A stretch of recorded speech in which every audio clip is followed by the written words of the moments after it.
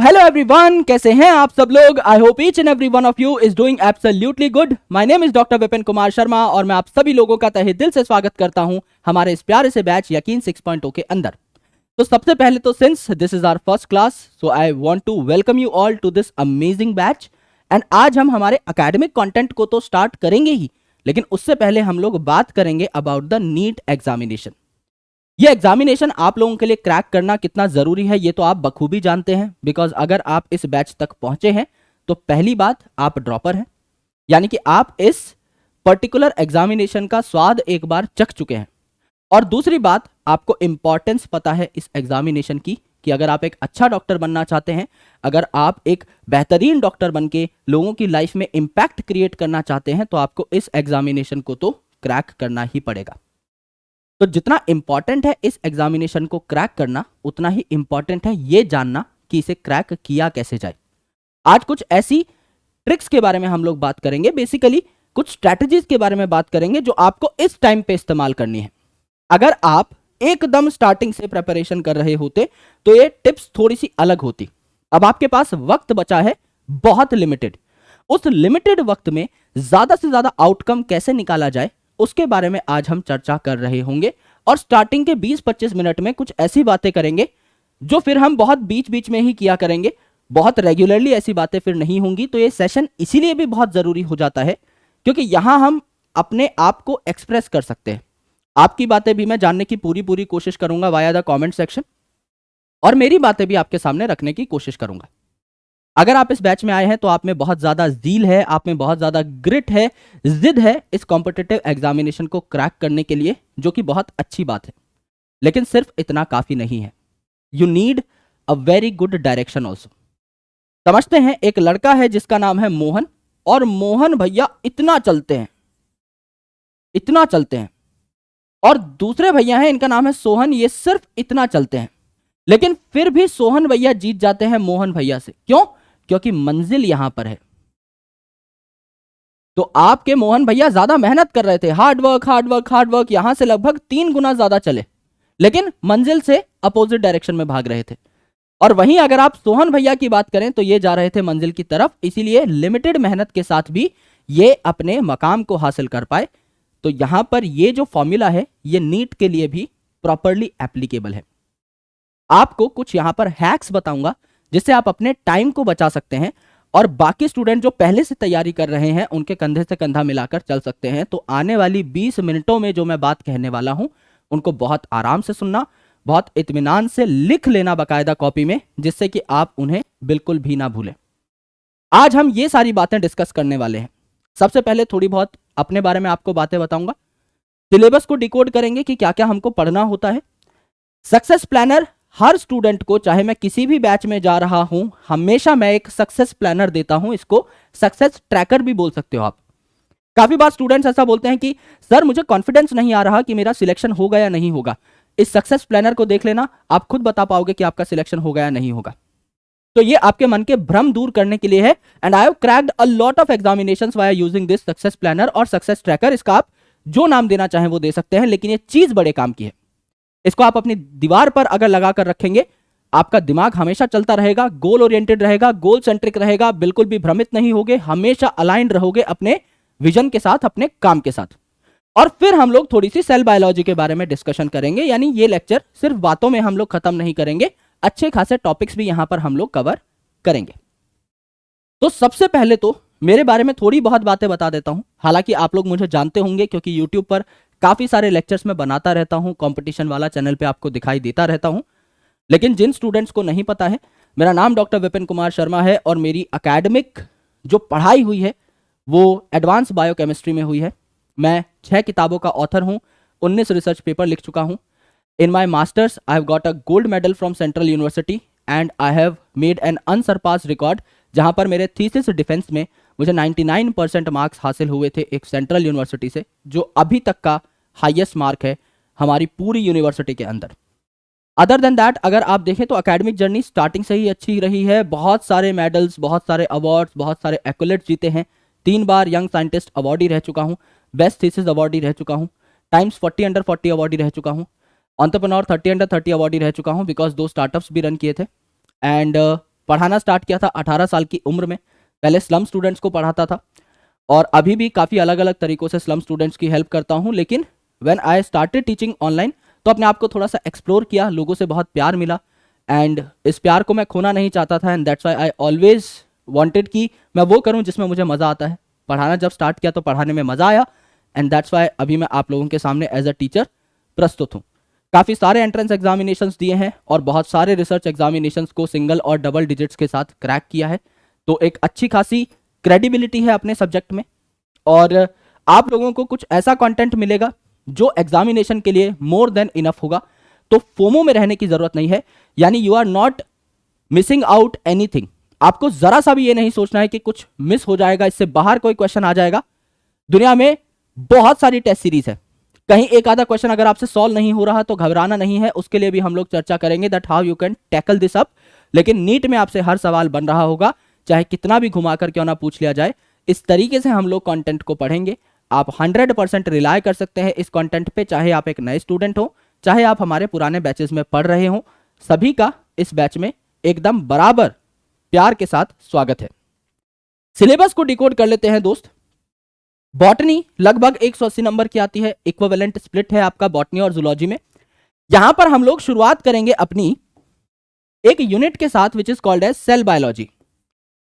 और cell biology में आपको 2 चैप्टर पढ़ने होते हैं, cell the unit of life and cell cycle cell division. आज हम इसी यूनिट को स्टार्ट करने वाले हैं। देन आफ्टर हम लोग पढ़ते हैं सिस्टमैटिक्स।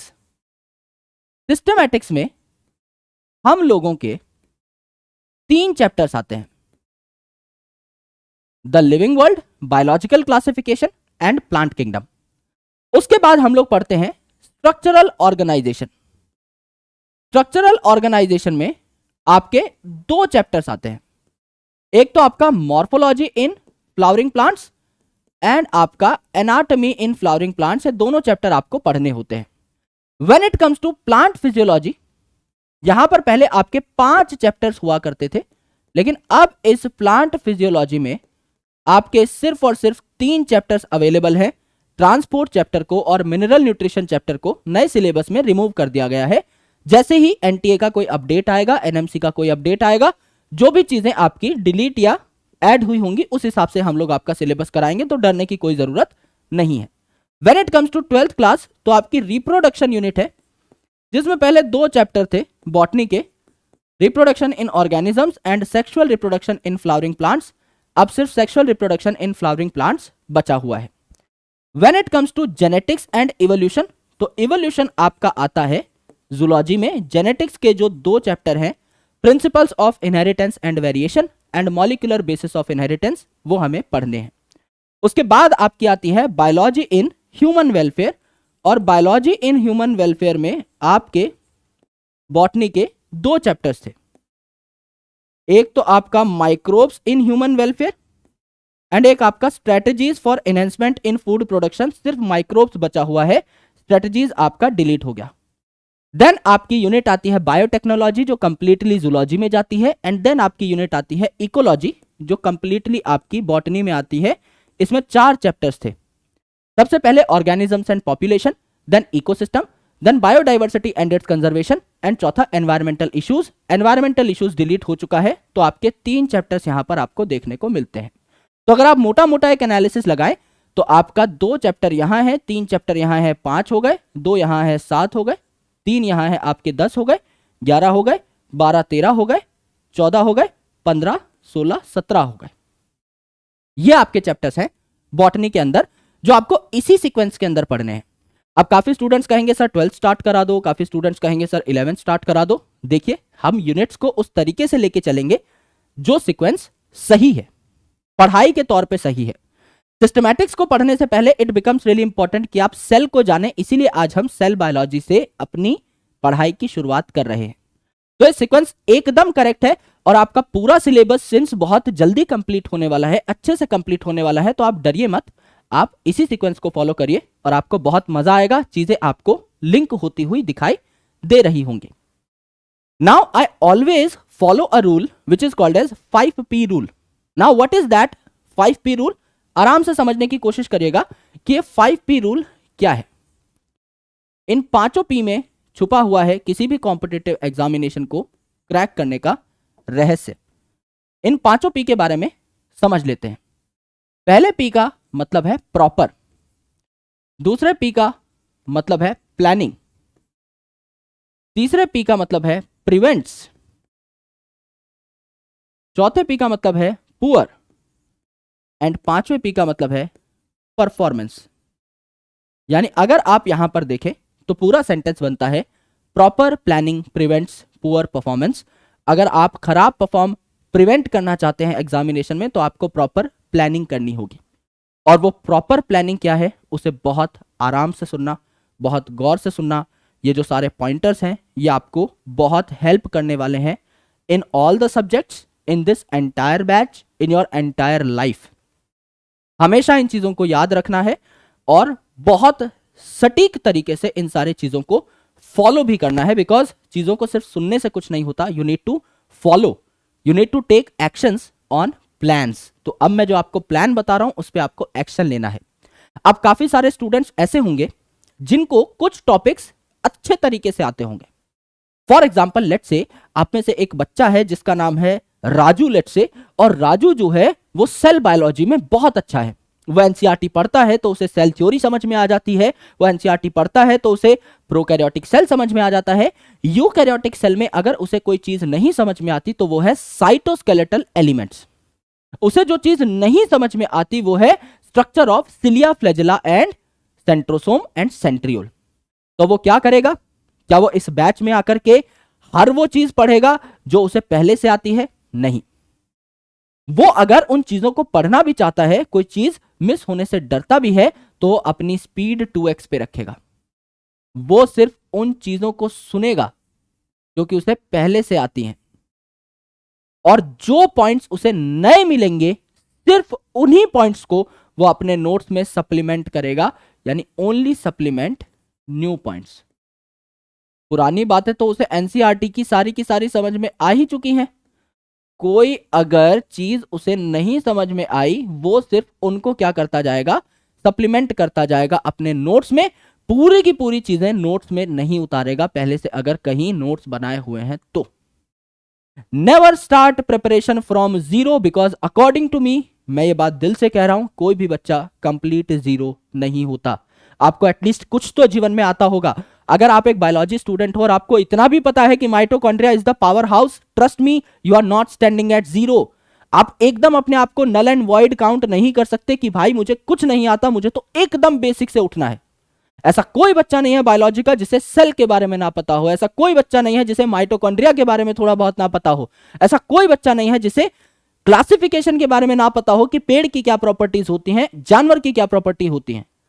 इनफैक्ट आप नॉन मेडिकल के स्टूडेंट से पूछोगे वो भी आपको बता देगा कि पेड़ों में क्लोरोफिल होता है, जानवरों में क्लोरोफिल नहीं होता। जानवर चल सकते हैं, पेड़ चल नहीं सकते। ये बहुत बेसिक डिफरेंसेस हैं। तो कोई भी बच्चा जीरो पे एकदम खड़ा नहीं होता, कहीं ना कहीं तो वो स्टैंड करता है। तो जो भी चीजें आपको आती हैं उनको नोट्स में बार बार लिखने की जरूरत नहीं है। If you know the definition of photosynthesis, आपको अगर पता है कि सनलाइट को यूज करके आप खाना बना रहे हो, आप सोलर एनर्जी को केमिकल एनर्जी में कन्वर्ट कर रहे हो, don't write that in your notes. So do not make पोथी नोट्स। पोथी क्या होती है? बहुत मोटी कॉपी को पोथी बोलते हैं। तो पूरी एनसीईआरटी अगर वापस यूं की यूं लिखनी है, अब मुझे लिखनी पड़ेगी क्योंकि मैं आपको समझा रहा हूं। मेरी मजबूरी है कि कहीं कोई पॉइंट छूट ना जाए, तो मैं एनसीईआरटी पढ़ाऊंगा भी, एनसीईआरटी लिखाऊंगा भी, जो कोशिशें होंगी सारी कोशिशें करूंगा। आपकी मजबूरी नहीं है, मैं मजबूर हूं, आप नहीं हो। तो जाहिर सी बात है अगर आपको लगता है कि एनसीईआरटी में आपको बातें समझ में आ रही हैं तो आप मेन पॉइंट्स वहीं पर हाईलाइट कर सकते हो। और एनसीईआरटी को समझाने का तरीका जब आप मेरा देखोगे तो आपको पता लगेगा कि एनसीईआरटी में कितने सारे रहस्य छुपे हुए हैं। उन रहस्यों को वहीं की वहीं लिख लो। जिस पॉइंट से पीवाईक्यू आया हुआ है वो वहीं की वहीं नोट कर लो। कोई एक्स्ट्रा पॉइंट मैंने बताया एनसीईआरटी में वो वहीं की वहीं स्टिकी नोट्स लगा के ऐड कर लो इफ यू वांट। अगर मेरे साथ साथ लिखना चाहते हो तो मेरे साथ साथ लिखते रहना, जिससे कि आपको अच्छी खासी क्लैरिटी आ जाए। और छोटे नोट्स बनाना है ना। मैं अगर पूरी डेफिनेशन भी लिख रहा हूं और आपको वो डेफिनेशन पहले से आती है, डोंट राइट दैट, उसको आप स्किप कर सकते हैं। अगला पॉइंट सबसे इंपॉर्टेंट है, take test seriously, take test dead seriously. बहुत ज्यादा पंक्चुअल होना है टेस्ट में, कोई भी टेस्ट मिस नहीं करना। और टेस्ट एक अपॉर्चुनिटी है एक्चुअल में। हम लोग क्या करते हैं, हम लोग टेस्ट को ना बहुत ही ज्यादा अलग तरीके से लेते हैं। टेस्ट का पर्पस नंबर लाना है ही नहीं। टेस्ट का पर्पस ये है ही नहीं कि मैं 330 ले आऊं 360 में से। ये टेस्ट का पर्पस नहीं है। हम बोलते हैं ये टेस्ट का पर्पस है कि सर 360 नंबर का टेस्ट था, मैंने 330 नंबर फोड़ दिए, देखो मैं कितना अच्छा स्टूडेंट हूं। नहीं, this is not the purpose of test. Test का पर्पस क्या है मेरे भाई? टेस्ट का पर्पस ये है कि ये जो 30 नंबर कटे हैं तुम्हारे, ये कहां कटे हैं, एनालाइज दैट। इसको समझो कि ये 30 नंबर कहां कटे हैं। क्या ये सिली मिस्टेक की वजह से कटे हैं? क्या ये आपका कैलकुलेशन एरर की वजह से कटे हैं? क्या आपने कोई टॉपिक ही नहीं पढ़ा था उसकी वजह से आपके कटे हैं? क्या आपने टॉपिक पढ़ा था और आपको समझ नहीं आया, अंडरस्टैंडिंग इशू है, तब आपका ये नंबर कटा है? आपको एग्जैक्टली पता लग जाएगा कि आपके टॉपिक्स में क्या प्रॉब्लम चल रही है। समझ लीजिए आपने लाइट रिएक्शन का एक टेस्ट दिया, फोटोसिंथेसिस का एक टेस्ट दिया।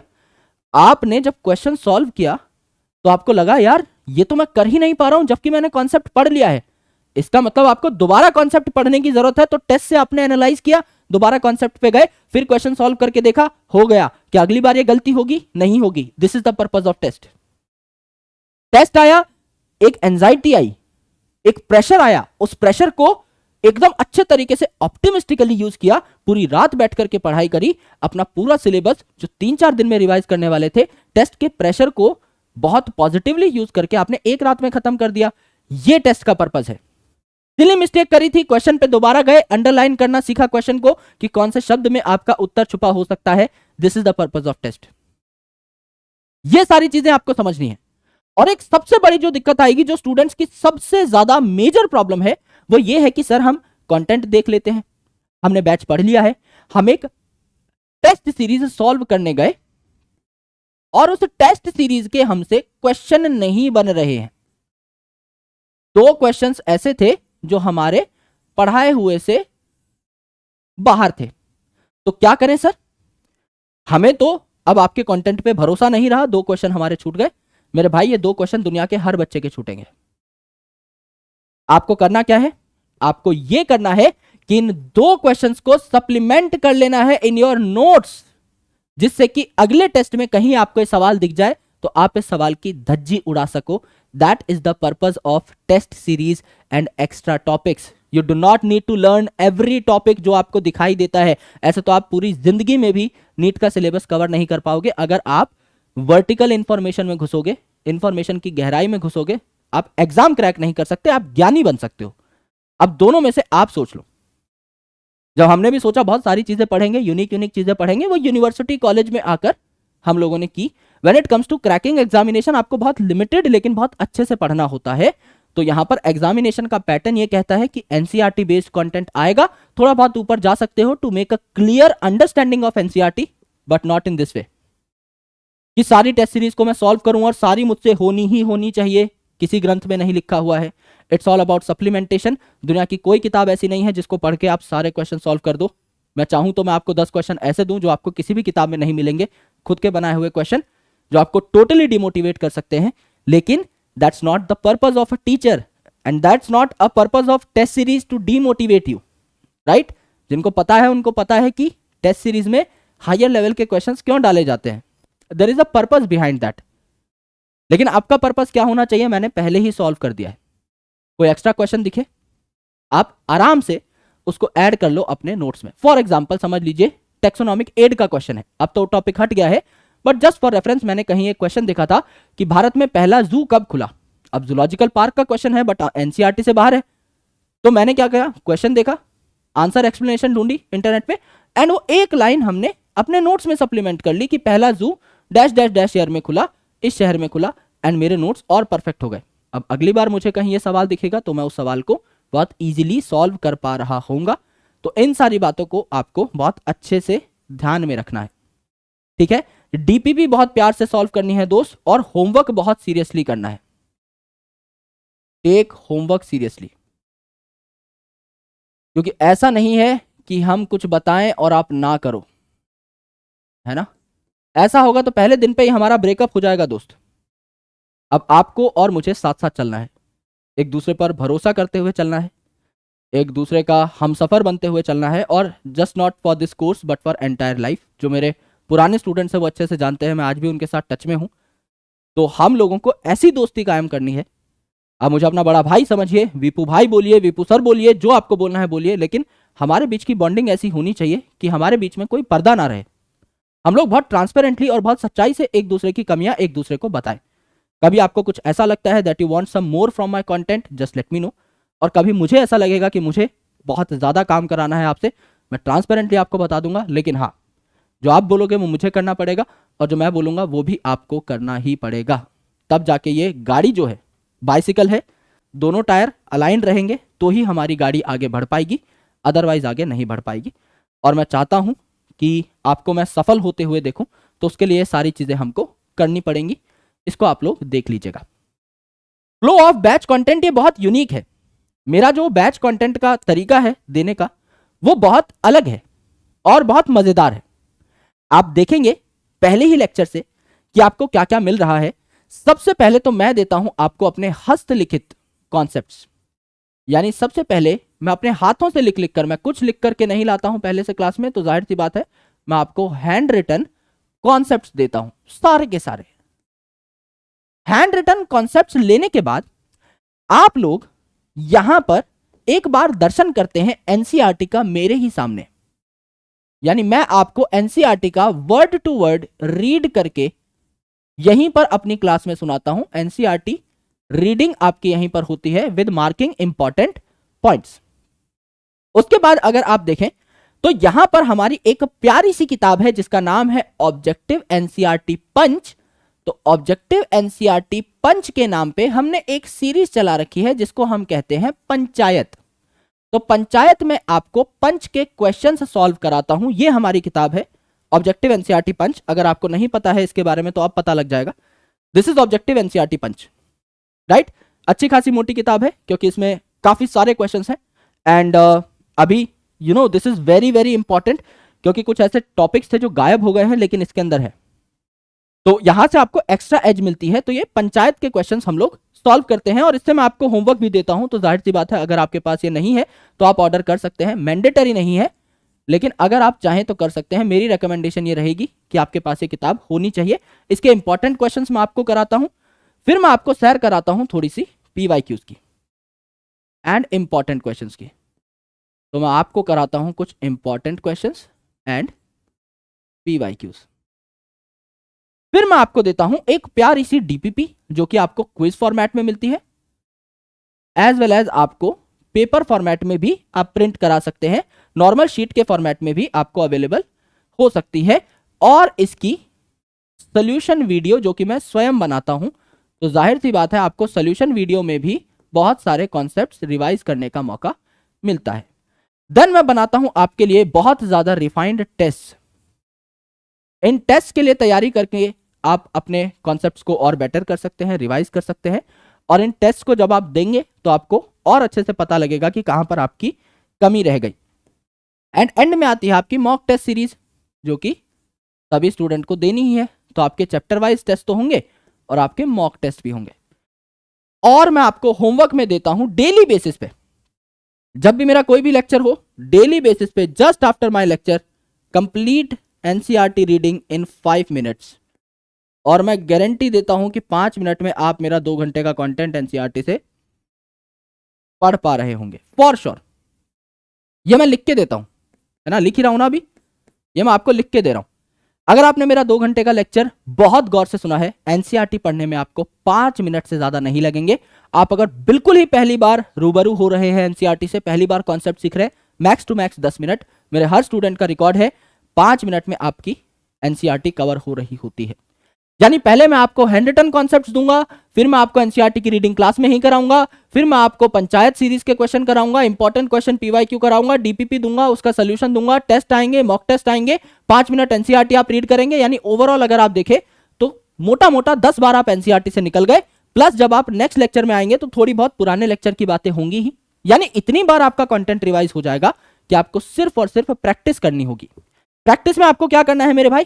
प्रैक्टिस में आपको बहुत सीरियसली जो सवाल करने हैं वो कौन से करने हैं? पीवाईक्यूज करने हैं। पीवाईक्यूज करने हैं कहां से कहां तक के? 2013 से पहले नीट नहीं था, तो 2013 से 2023 तक के सवाल आप कर सकते हैं। When it comes to NCERT punch, तो एनसीईआरटी पंच के सवाल आप कर सकते हैं। मैक्स टू मैक्स अगर आपको एक कोई बुक लेनी है, तो अगर आपके पास पीडब्ल्यू का मॉड्यूल है तो आप पीडब्ल्यू का मॉड्यूल भी सॉल्व कर सकते हैं। एक ही बात है दोस्त, है ना? इनमें से कोई दो चीजें आपको करनी है, या तो ये और ये, या फिर ये और ये। ठीक है, इनमें से कोई दो चीज आप अपनी पकड़ लीजिए और उनको आप सॉल्व कर लीजिए। एनसीईआरटी पंच कहां से मिलेगी? पीडब्ल्यू स्टोर पर भी अवेलेबल है, अमेजॉन पर भी अवेलेबल है, इसी नाम से आपको मिलेगी। तो ये है हमारी Panchayat series, Panchayat with Vipu sir, ये हम सॉल्व कराते हैं। नीट के most important PYQs, lecture notes आपको मिलेंगे जिसको आप रिवाइज कर सकते हैं डेली बेसिस पे, और लेक्चर की डीपीपी आपको मिलेगी जिससे आप बहुत अच्छे तरीके से अपनी प्रिपरेशन को कंप्लीट कर पाएंगे। Now it is important to have a success planner, जिसका मैं जिक्र कर रहा था कि आपका सिलेक्शन होगा या नहीं ये आप ही बता सकते हैं सिर्फ अपने सक्सेस प्लानर या सक्सेस ट्रैकर को देख करके। क्या होता है सर सक्सेस प्लानर, क्या होता है सक्सेस ट्रैकर? कुछ ऐसा दिखाई देता है। आप इसे फिजिक्स के लिए बनाइए, केमिस्ट्री के लिए बनाइए, बॉटनी के लिए बनाइए, जूलॉजी के लिए बनाइए, जिस भी चीज के लिए आपको बनाना है आप बना सकते हैं, और किसी भी एग्जामिनेशन के लिए बना सकते हैं फॉर फ्यूचर यूज ऑल्सो।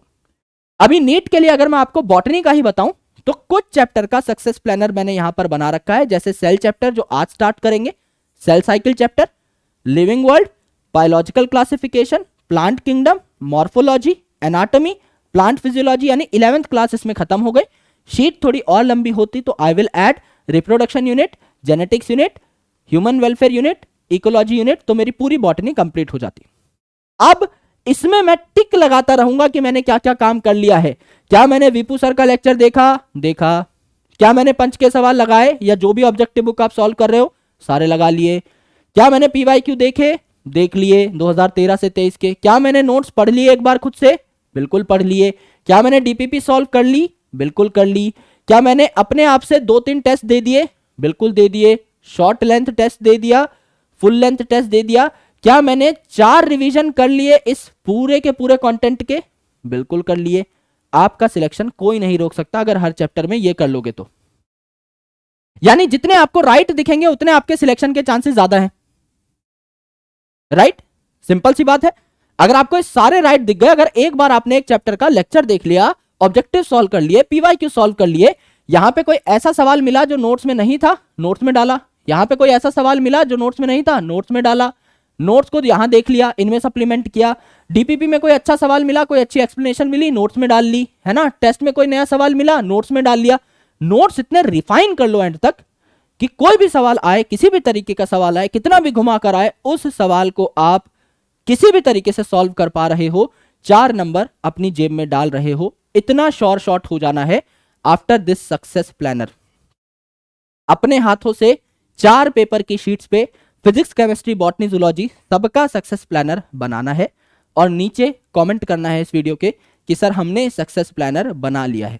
आज का आपका ये होमवर्क है, हर सब्जेक्ट का सक्सेस प्लानर बनाओगे और अपडेट करोगे कि सर हमने सक्सेस प्लानर बना लिया है, अब हम तैयार हैं अपने एग्जामिनेशन को फोड़ने के लिए और तैयारी करने के लिए। यह आपका आज का टास्क है। Alright, so this was about the NEET examination and how to prepare for this examination, जिसके लिए डायरेक्शन बहुत जरूरी है। आपके पास वो करेक्ट डायरेक्शन है, बहुत ही प्रोफाउंड टीचर्स का आपके पास एक पूल है जो आपको सारी चीजें एकदम बेसिक लेवल से समझा रहे होंगे। मैं भी आपकी बॉटनी की शुरुआत सेल की, इनफैक्ट बायोलॉजी की डेफिनेशन से शुरू कर रहा होऊंगा, तो आपको बहुत ही ज्यादा मजा आने वाला है। एंड इस जर्नी को for the sake of information अगर देखोगे तो ज्यादा मजा आएगा। आप अगर ये देखोगे कि मैं डेली बेसिस पे कितना सीख पा रहा हूं, मेरा लर्निंग कर्व कहां जा रहा है, तो आप जेन्युइनली झंडे गाड़ रहे होगे अपने एग्जामिनेशन में। तो best of luck, Shri Ganesh करते हैं हमारे सिलेबस का एंड घुस जाते हैं हमारे पहले टॉपिक में, पहले चैप्टर में। चैप्टर का नाम है cell the unit of life and topic का नाम है व्हाट इज सेल। लेकिन इसको देखने से पहले I want to let you know what is biology, क्योंकि हम लोग जो सब्जेक्ट पढ़ रहे हैं उसके बारे में तो थोड़ी बातें करें, राइट? तो हम लोग जानने की कोशिश करेंगे व्हाट इज बायोलॉजी। आराम से सुनिए। बायोलॉजी के अंदर किसी भी शब्द में अगर आप झांक करके देखेंगे ना तो कुछ कुछ बातें मिलेंगी आपको। जैसे in the biology term itself, यहां पर आपको दो अलग अलग वर्ड्स देखने को मिलेंगे, बायो और लॉजी। बायो का मतलब क्या होता है? बायो का मतलब होता है लाइफ, या आप कह सकते हैं कि बायो का मतलब होता है लिविंग। और लॉजी का मतलब क्या होता है? Logy comes from a word logos, जिसका मतलब होता है स्टडी यानी पढ़ाई करना। तो आप किसके बारे में पढ़ाई कर रहे हो? आप लिविंग ऑर्गेनिजम्स के बारे में या लाइफ के बारे में पढ़ाई कर रहे हो। So if you want to write down the definition over here, तो आप क्या लिख सकते हो? आप ये लिख सकते हो कि biology is the field of science. Science में काफी सारी फील्ड्स होती हैं, फिजिक्स, केमिस्ट्री, बायोलॉजी, राइट? तो it is the field of science which deals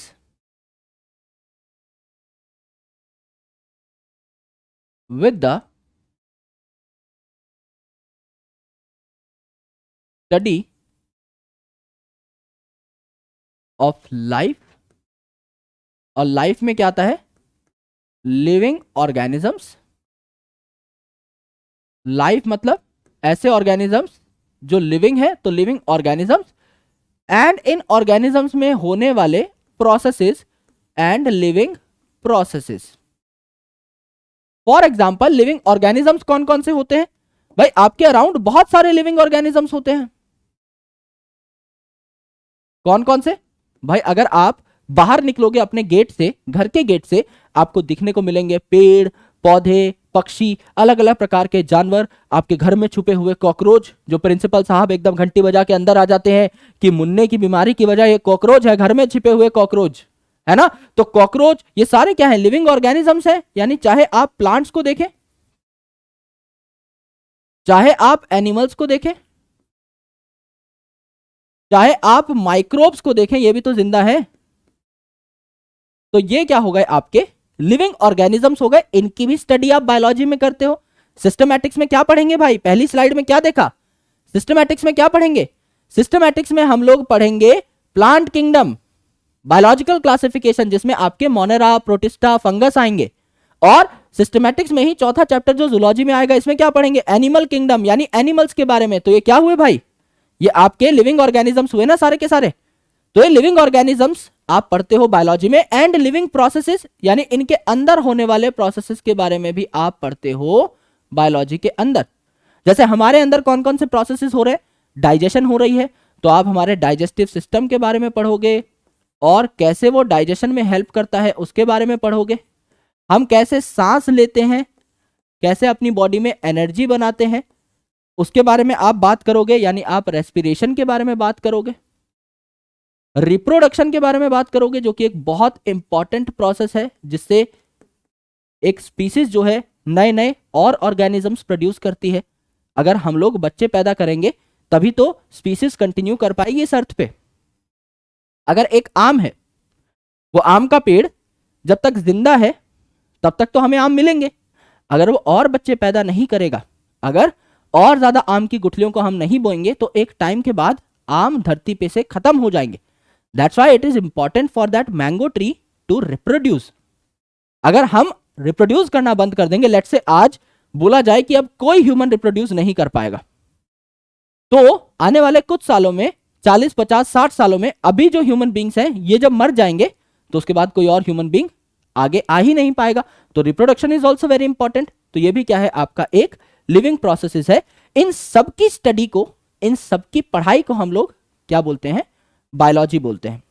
और इस बायोलॉजी की दो मेन ब्रांचेस हैं, ठीक है? वैसे तो हजारों मेन ब्रांचेस हैं आज के दिन में। बायोकेमिस्ट्री है, माइक्रोबायोलॉजी है, वायरोलॉजी है, इम्यूनोलॉजी है, साइटोलॉजी है। There are hundreds of different branches. लेकिन मेन जो दो ब्रांचेस हैं जो हमें पढ़नी पड़ती हैं, main two branches of biology, ये क्या है मेरे भाई? ये है आपकी बॉटनी एंड जूलॉजी। मेन जो आपकी दो ब्रांचेस है ये क्या है, ये है आपकी बॉटनी एंड जूलॉजी। जू का मतलब क्या होता है? जू का मतलब होता है एनिमल। आपने कभी चिड़ियाघर के बारे में सुना होगा जिसे जू कहते हैं, तो उसमें भी क्या रखते हो आप? एनिमल्स रखते हो। तो zoology is the study of animals, इसमें हम एनिमल्स के बारे में पढ़ते हैं, जो आपको सुजीत सर पढ़ा रहे होंगे। और बॉटनी का मतलब क्या होता है? यहां पर हम प्लांट्स के बारे में पढ़ रहे होते हैं, राइट? यहां हम प्लांट्स के बारे में पढ़ रहे होते हैं। तो बॉटनी और जूलॉजी में से बॉटनी वाला जो पार्ट है ये मैं आपको कंप्लीट कराने वाला हूं अच्छे से। Now it is important to understand the topic जो हम पढ़ने वाले थे। और हमारा टॉपिक क्या था? व्हाट इज सेल, है ना? हमारा टॉपिक क्या था भाई? हमारा टॉपिक था व्हाट इज सेल। तो इसको हम लोग अच्छे तरीके से क्या कर लेते हैं, समझ लेते हैं। What is biology we have understood, now let's talk about what is cell. Cell आखिर क्या है? तो सेल के बारे में भी हम लोग बचपन से सुनते हुए आए हैं और एक डेफिनेशन तो हमारे दिमाग में चिपकी हुई है। एक बार को हम अपने घर का एड्रेस भूल सकते हैं, एक बार को हम अपने पिताजी का नाम भूल सकते हैं, लेकिन बीइंग अ बायोलॉजिस्ट हम लोग कुछ चीजें कभी नहीं भूल सकते। कुछ चीजें तो एकदम दिमाग में कील की तरह ठोक दी गई हैं। Mitochondria is the power house of the cell, है ना? Bryophytes are the amphibians of plant kingdom. For food synthesis chloroplast is important, chlorophyll is the green pigment, है ना? यहां पर सेल की जो बेसिक डेफिनेशन है that it is the structural and functional unit of life, ये भी हमारे दिमाग में एकदम फिट कर दी गई है। So let's write that definition over here also. Cell क्या है? सेल को आप क्या बोलते हो? सेल को आप बोलते हो इट इज द बेसिक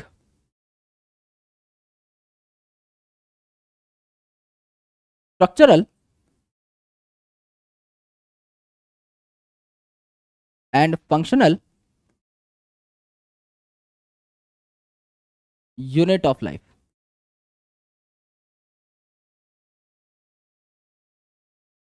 जिंदगी की स्ट्रक्चरल और फंक्शनल यूनिट इसको कहा जाता है। अब ये लाइन सुनने में बहुत सिंपल है, लेकिन इसके अंदर काफी सारी बातें छुपी हुई हैं। उन हर बात को हमको यहां पर क्या करना है, डिकोड करना है। तो जस्ट ट्राई टू अंडरस्टैंड कि यहां पर क्या बोला जा रहा है। सबसे पहले हम एक शब्द पे फोकस करेंगे जो कि है यूनिट। यूनिट क्या होती है? यूनिट मतलब किसी भी चीज का सबसे छोटा जो पार्ट है उसे हम यूनिट कहते हैं। जैसे हमारा घर है, तो हमारा घर किससे मिलकर बना हुआ है? ईंटों से मिलकर बना हुआ है। तो एक ईंट क्या हो गई? यूनिट हो गई। एक यूनिट अपने आप को रिपीट करती है हजारों लाखों बार और एक बड़ा स्ट्रक्चर तैयार करती है। तो हमारी बॉडी का जो स्ट्रक्चर है, हमारी बॉडी में ट्रिलियंस ऑफ सेल्स हैं, अरबों खरबों सेल हैं, billions and trillions of cells. तो एक्चुअल में हमारी बॉडी का ये जो पूरा ढांचा है ये किससे तैयार हुआ है? सेल से तैयार हुआ है। तो सेल वो ईंट है जिससे ये बॉडी नाम का मकान बना हुआ है। तो यूनिट क्या है? यूनिट क्या है? इकाई। यूनिट क्या है? इकाई है जो अपने आप को क्या करती है? रिपीट करती है। इकाई है जो अपने आप को क्या करती है? रिपीट करती है। और यहां पर देखें तो ये बॉडी में क्या क्या काम करती है? दो इंपॉर्टेंट काम करती है। एक तो ईंट जैसे पूरे घर को तैयार करती है, उसी प्रकार से ये जो सेल नाम की इकाई है ये आपका पूरा स्ट्रक्चर तैयार करती है। तो आप लिख सकते हैं कंप्लीट स्ट्रक्चर, या आप स्ट्रक्चर को क्या बोल सकते हैं? Body of an organism, complete structure of an organism is made from cells. Cells repeat होते हैं और हमारी पूरी की पूरी बॉडी को अच्छे तरीके से तैयार करते हैं, हमारी पूरी बॉडी का ढांचा तैयार करते हैं। और फंक्शन में क्या होता है दोस्त? हमारी बॉडी में जितने भी इंपॉर्टेंट मेटाबॉलिक रिएक्शंस होते हैं, क्योंकि हमारी बॉडी खाली नहीं बैठती। आप समझिए, आपने सुबह कुछ ना कुछ खाना जरूर खाया होगा, अभी भी पढ़ते टाइम आपकी बॉडी में वो खाना पच रहा है, डाइजेस्ट हो रहा है। आप निरंतर सांस ले रहे हैं, यानी आपकी बॉडी में ऑक्सीजन जा रहा है। आपकी बॉडी में जो ऑक्सीजन जा रहा है वो कहां जा रहा है? आपके फेफड़ों में जा रहा है। आपने सांस ली और ऑक्सीजन आपके फेफड़ों में चला गया। फेफड़ों की एल्वियोलाई से ऑक्सीजन कहां लोड हुआ? ब्लड में लोड हुआ, और आपकी बॉडी के हर सेल तक ऑक्सीजन पहुंचाने के लिए वो ब्लड सर्कुलेट कर रहा है। ब्लड को कौन सर्कुलेट कर रहा है? हार्ट सर्कुलेट कर रहा है। वो एक मोटर की तरह काम करता है, पंपिंग ऑर्गन की तरह काम करता है। यानी body is always very busy. Body कभी खाली नहीं बैठती, बहुत बिजी रहती है, और रिएक्शंस इसके अंदर होते रहते हैं, केमिकल चेंजेस इसके अंदर होते रहते हैं, जिन्हें हम कहते हैं metabolic reactions. Living world chapter में आपको और डिटेल में पढ़ाया जाएगा। तो ये जो मेटाबॉलिक रिएक्शंस होते हैं, ये भी सारे सेल के अंदर ही होते हैं। यानी सेल हमारी बॉडी का ढांचा तो तैयार करता ही है, जितने काम हो रहे होते हैं वो भी सारे के सारे कहां हो रहे होते हैं? सेल के अंदर हो रहे होते हैं। तो all metabolic reactions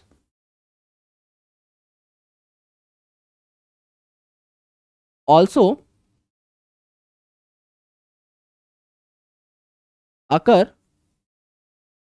in cell। सारे मेटाबॉलिक रिएक्शंस भी कहां हो रहे होते हैं? आपके सेल में हो रहे होते हैं।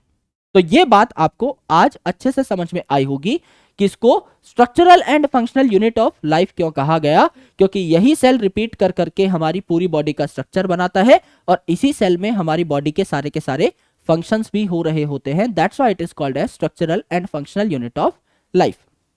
आगे अगर आप देखें तो हम लोग सेल की स्टडी किस ब्रांच ऑफ बायोलॉजी में करते हैं? हम लोग सेल बायोलॉजी में सेल की कंप्लीट स्टडी करते हैं। तो it is the branch of biology, it is the branch of biology that deals with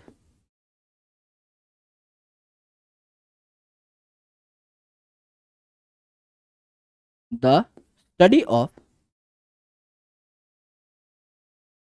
structure and functions of cell. Structure and functions of cells. और फंक्शंस में सबसे important function कौन सा आ गया भाई? फंक्शंस में सबसे इंपॉर्टेंट फंक्शन क्या आ गया? सेल का सबसे इंपॉर्टेंट काम क्या है? डिवाइड होना और नए नए सेल्स बनाना। तो सेल डिवीजन की स्टडी भी, जो कि हमारा नेक्स्ट चैप्टर है, वो भी हम सेल बायोलॉजी के अंदर ही करते हैं। तो बहुत इंपॉर्टेंट फंक्शन होता है आपके सेल का सेल डिवीजन। इसके बारे में भी हम सेल बायोलॉजी नाम की ब्रांच में ही पढ़ना प्रेफर करते हैं। ये आपके सेल के बारे में जनरल चीजें थी कि it is structural and functional unit of life, और सेल बायोलॉजी वो चीज है जो हम अभी पढ़ रहे हैं। सेल के बारे में आप कुछ भी पढ़ेंगे तो सेल बायोलॉजी नाम की ब्रांच में ही पढ़ेंगे। अब अलग अलग ऑर्गेनिजम्स है दुनिया में, और इनमें डिफरेंट नंबर ऑफ सेल्स पाए जाते हैं। जैसे हमारे अंदर मैंने आपको बताया billions and trillions of cells पाए जाते हैं, अरबों खरबों सेल्स पाए जाते हैं। लेकिन क्या यह बात एक बैक्टीरिया के लिए सही है? नहीं। एक बैक्टीरिया जो है उसकी पूरी बॉडी एक ही सेल की बनी हुई होती है, यानी it is a unicellular organism. तो बहुत जरूरी है किसी भी ऑर्गेनिज्म के लिए एटलीस्ट एक सेल का होना। यह बात जो मैं बता रहा हूं, यह बहुत जरूरी बात है दोस्त, और अलग अलग चैप्टर्स में अलग अलग तरीके से रिपीट होकर यह बात आपके सामने जरूर आएगी।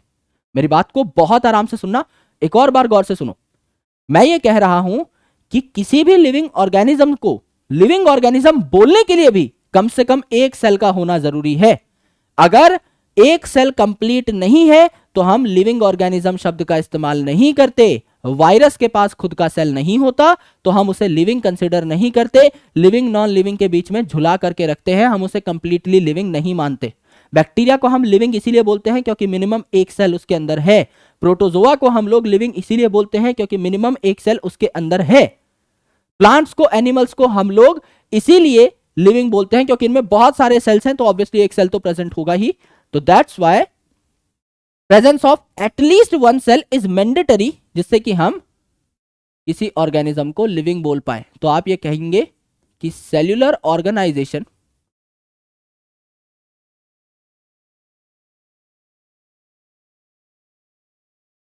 Is defining feature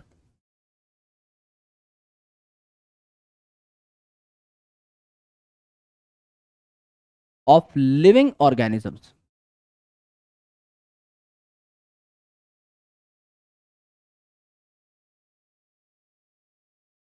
which means, इसका मतलब क्या है जो मैंने आपको बताया? Which means anything less than a complete cell, एक कंप्लीट सेल से छोटा अगर कुछ है, एक कंप्लीट सेल से कम अगर कुछ है, anything less than a complete cell can't survive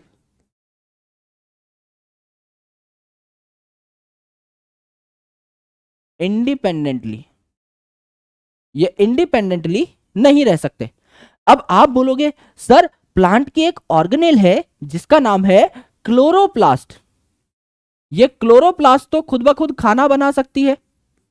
भाई हम तो खुद ही कहते हैं कि क्लोरोप्लास्ट जो है सन एनर्जी को फूड में कन्वर्ट करती है, यानी केमिकल एनर्जी में कन्वर्ट करती है, तो ये तो खुद ब खुद रह पाएगी जिंदा, एकदम सही बात है।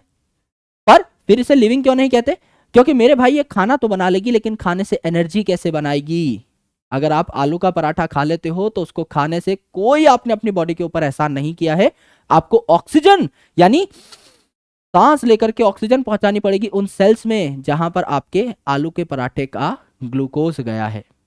आप उस ग्लूकोज को ऑक्सीजन के माध्यम से तोड़ेंगे और तब जाके आपकी बॉडी में एनर्जी जनरेट होगी, एटीपी जनरेट होगी, आपकी बॉडी की एनर्जी करेंसी तैयार होगी, तब आप काम कर पाएंगे, भाग दौड़ हिलडुल कर पाएंगे, अदरवाइज आपकी बॉडी कोई काम नहीं कर पाएगी। तो क्लोरोप्लास्ट खाना तो बना लेगा, लेकिन एनर्जी कैसे बनाएगा मेरे भाई? It can make food, but energy बनाने के लिए पावर हाउस कौन है? पापा जी कौन है? माइटोकॉन्ड्रिया। तो आप कहेंगे सर फिर माइटोकॉन्ड्रिया तो खुद ब खुद सर्वाइव कर ही लेता होगा। भाई ये क्वेश्चन भी करेक्ट है। भाई माइटोकॉन्ड्रिया भी खुद ब खुद क्यों सर्वाइव कर पाएगा? ये खाना थोड़ी बना पा रहा है, ये तो सिर्फ एटीपी बना सकता है। यानी कहीं ना कहीं अगर आप देखें तो माइटोकॉन्ड्रिया को खाने के लिए क्लोरोप्लास्ट की जरूरत है, क्लोरोप्लास्ट को एटीपी बनाने के लिए माइटोकॉन्ड्रिया की जरूरत है, और इन दोनों को जरूरत है अपने सगे पापा की जिसका नाम है न्यूक्लियस। क्यों? क्योंकि ये जो है क्लोरोप्लास्ट और माइटोकॉन्ड्रिया दोनों सेमी ऑटोनॉमस ऑर्गेनेल्स हैं, यानी अपना आधा काम ही ये खुद कर सकती है, अपने आधे प्रोटीन्स ही ये खुद बना सकती हैं, बाकी प्रोटीन्स कौन बनवाएगा? न्यूक्लियस। तो ये इन दोनों का पापा है, इन दोनों में मेन काम कौन कराएगा? न्यूक्लियस, है ना। अब आप बोलेंगे सर फिर न्यूक्लियस बहुत बड़ी चीज है, तो न्यूक्लियस को हम लोग लिविंग बोल सकते हैं। न्यूक्लियस भी अपना काम स्वयं नहीं कर सकता, क्योंकि एक्चुअल में देखा जाए तो न्यूक्लियस के पास जेनेटिक मटेरियल तो है, डीएनए तो है न्यूक्लियस के अंदर, लेकिन प्रोटीन बनाने के लिए साइटोप्लाज्म का सहारा लेना पड़ेगा। यानी जब ये सारी चीजें साथ में जुड़ जाती है ना, तब जाकर के एक बहुत खतरनाक चीज बनती है जिसको हम सेल कहते हैं, और वही सबसे इंपॉर्टेंट है दोस्त। अब न्यूक्लियस है, इसके पास जेनेटिक मटेरियल है ना, साइटोप्लाज्म है, इसके पास काफी सारे एंजाइम्स हैं, लेकिन अगर आप देखेंगे तो इनमें से कोई भी चीज अकेले काम नहीं कर सकती, सबको एक दूसरे की आवश्यकता है, सबको एक दूसरे की आवश्यकता यहां पर पड़ रही है, सबको एक दूसरे की आवश्यकता यहां पर पड़ रही है, and that's why they work together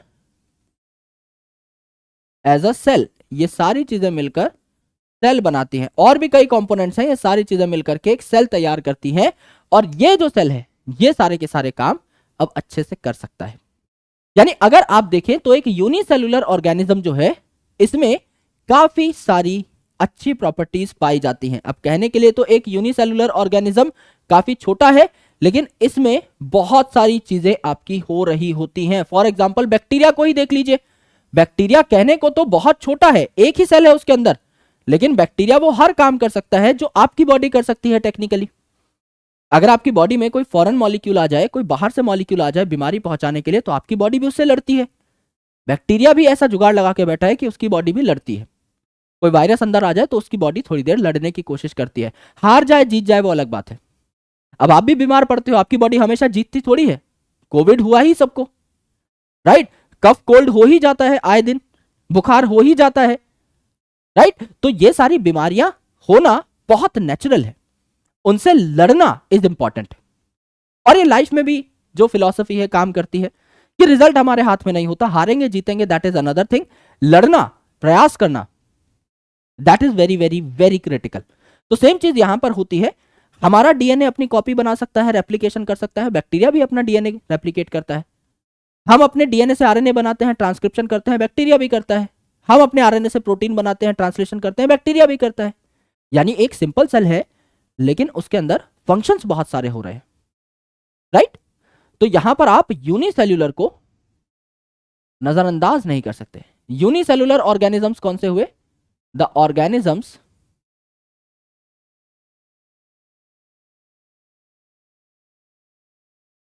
that have only one cell in their body या have only one celled body, इन्हें हम क्या कहते हैं? इन्हें हम यूनिसेल्यूलर ऑर्गेनिजम्स कहते हैं। फॉर एग्जाम्पल यूनिसेल्यूलर ऑर्गेनिज्म में क्या क्या आएगा? सारे के सारे आपके मोनेरा के मेंबर्स, यानी सारे के सारे आपके बैक्टीरिया, तो मोनेरंस लिख लो, है ना, ऑल बैक्टीरिया मोनेरंस। सारे के सारे आपके प्रोटिस्टा यानी प्रोटिस्टेंस लिख दीजिए। फंगस में अगर आप बात करें तो आपका ईस्ट हो गया जो कि यूनिसेलुलर फंगस है, इसको भी आप यहां पर लिख सकते हैं। ये सारे के सारे क्या हो गए? यूनिसेलुलर ऑर्गेनिजम्स हो गए। अब इन यूनिसेलुलर ऑर्गेनिजम्स की कुछ खास प्रॉपर्टीज है। मैंने आपको क्या बताया कि ऑर्गेनिज्म चाहे एक ही सेल कंटेन क्यों ना करे, एक तो इंडिपेंडेंटली सर्वाइव कर सकता है क्योंकि अपने सारे फंक्शन खुद ही कर रहा है एक ही सेल के अंदर, तो इंडिपेंडेंटली सर्वाइव करता है क्योंकि सारे फंक्शंस खुद ही परफॉर्म कर सकता है, तो किसी और पर बहुत ज्यादा डिपेंडेंट होने की आवश्यकता नहीं है। तो यहां पर इनकी दो इंपॉर्टेंट फीचर्स होते हैं, दो इंपॉर्टेंट फीचर्स होते हैं। पहला आपका they can exist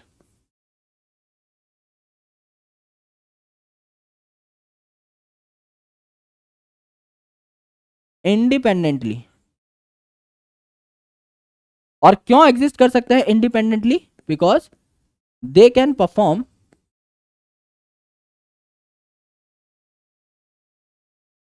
all their functions, they can perform all their functions by themselves।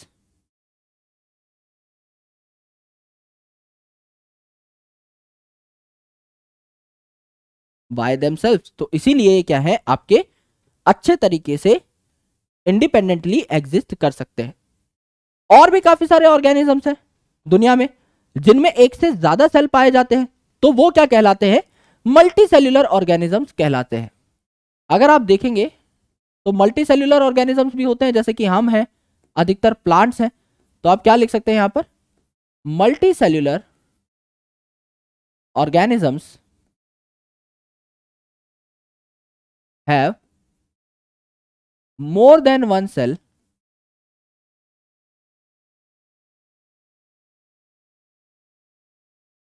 in their body।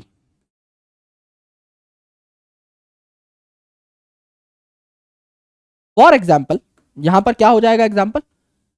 Example में आप लिख सकते हैं एनिमल्स, सारे एनिमल्स आपके मल्टीसेलर होते हैं। मेजॉरिटी ऑफ प्लांट्स, ज्यादातर आपके प्लांट्स, एक आधा एक्सेप्शन है जो आप एनसीईआरटी में पढ़ेंगे, जैसे कि आपका क्लेमाइडोमोनास है, उसको प्लांट में भी पढ़ा जाता है, जो कि यूनिसेलुलर है, राइट।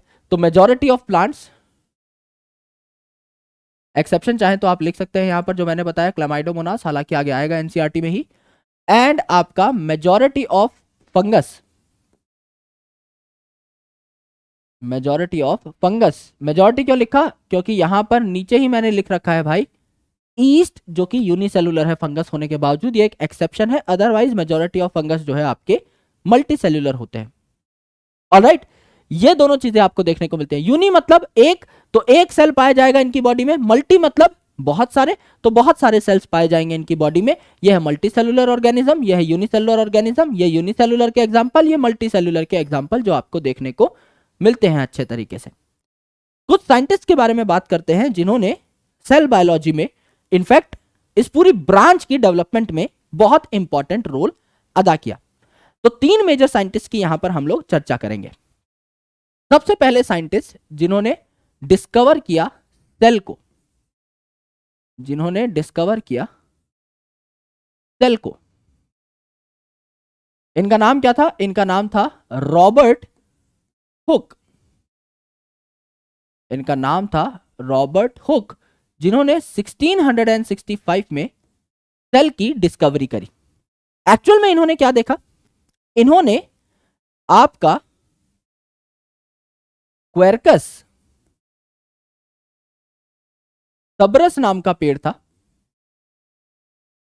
है ना, ओक का एक पेड़ था, जिसकी बार्क को देखा, इसकी बार्क को ऑब्जर्व किया, इसकी कॉर्क को सॉरी ऑब्जर्व किया, है ना, इसकी कॉर्क को ऑब्जर्व किया, कॉर्क सेल्स को देखा। और ये कॉर्क सेल्स कैसे थे? डेड थे। तो अब अगर कॉर्क सेल डेड है तो जाहिर सी बात है इसके अंदर का प्रोटोप्लाज्म तो खत्म हो चुका होगा। अगर इसके अंदर का प्रोटोप्लाज्म खत्म हो चुका होगा तो सिर्फ क्या दिखाई दे रही थी एक्चुअल में रॉबर्ट हुक साहब को? सेल वॉल्स दिखाई दे रही थी।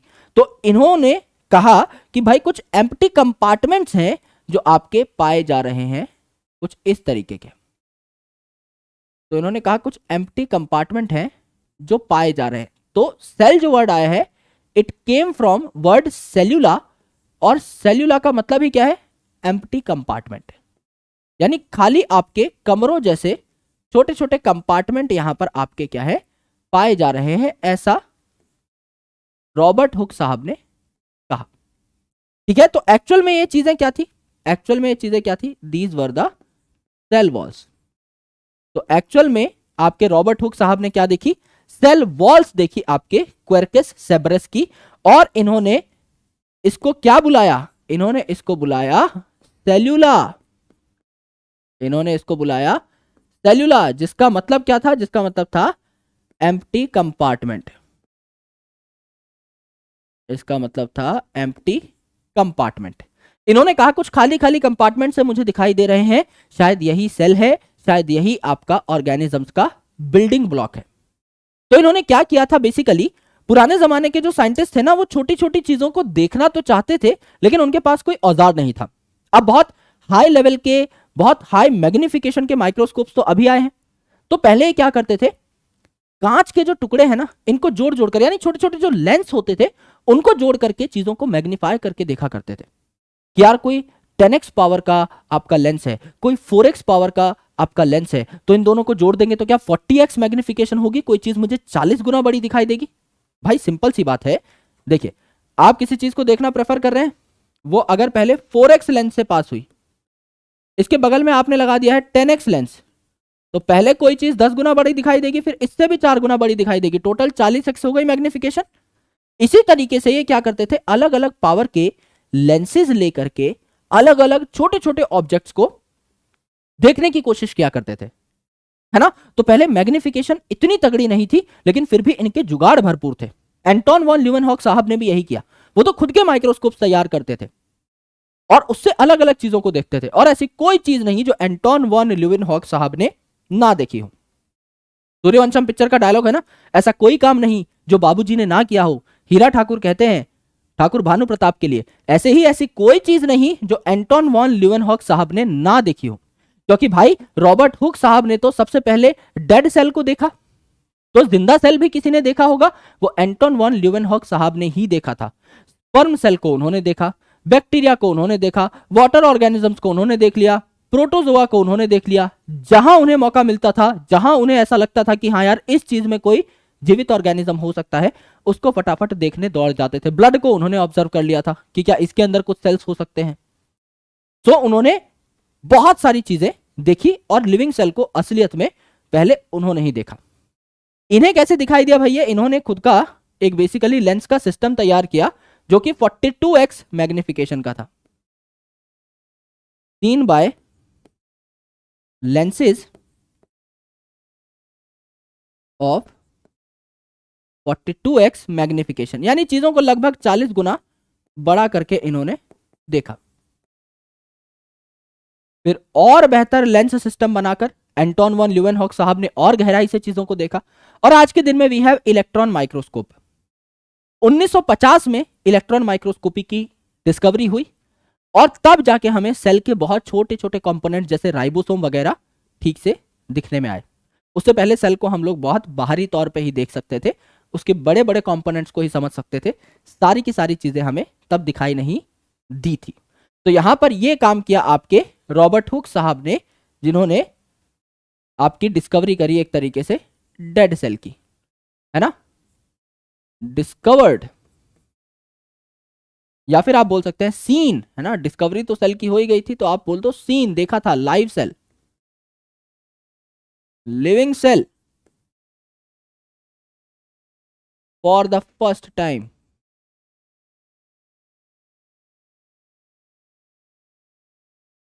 ये आपका किन महाशय ने काम किया?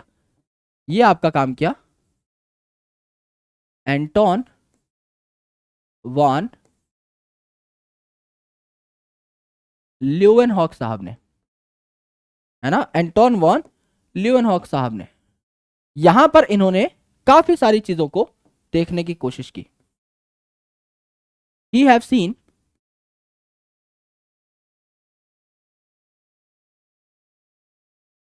blood cells, sperm cells,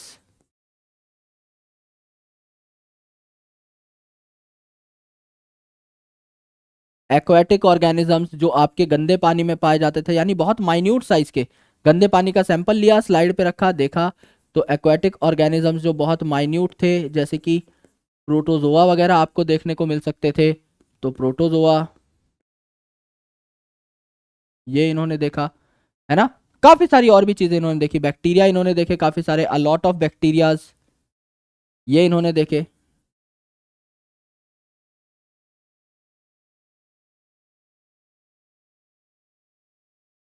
है ना।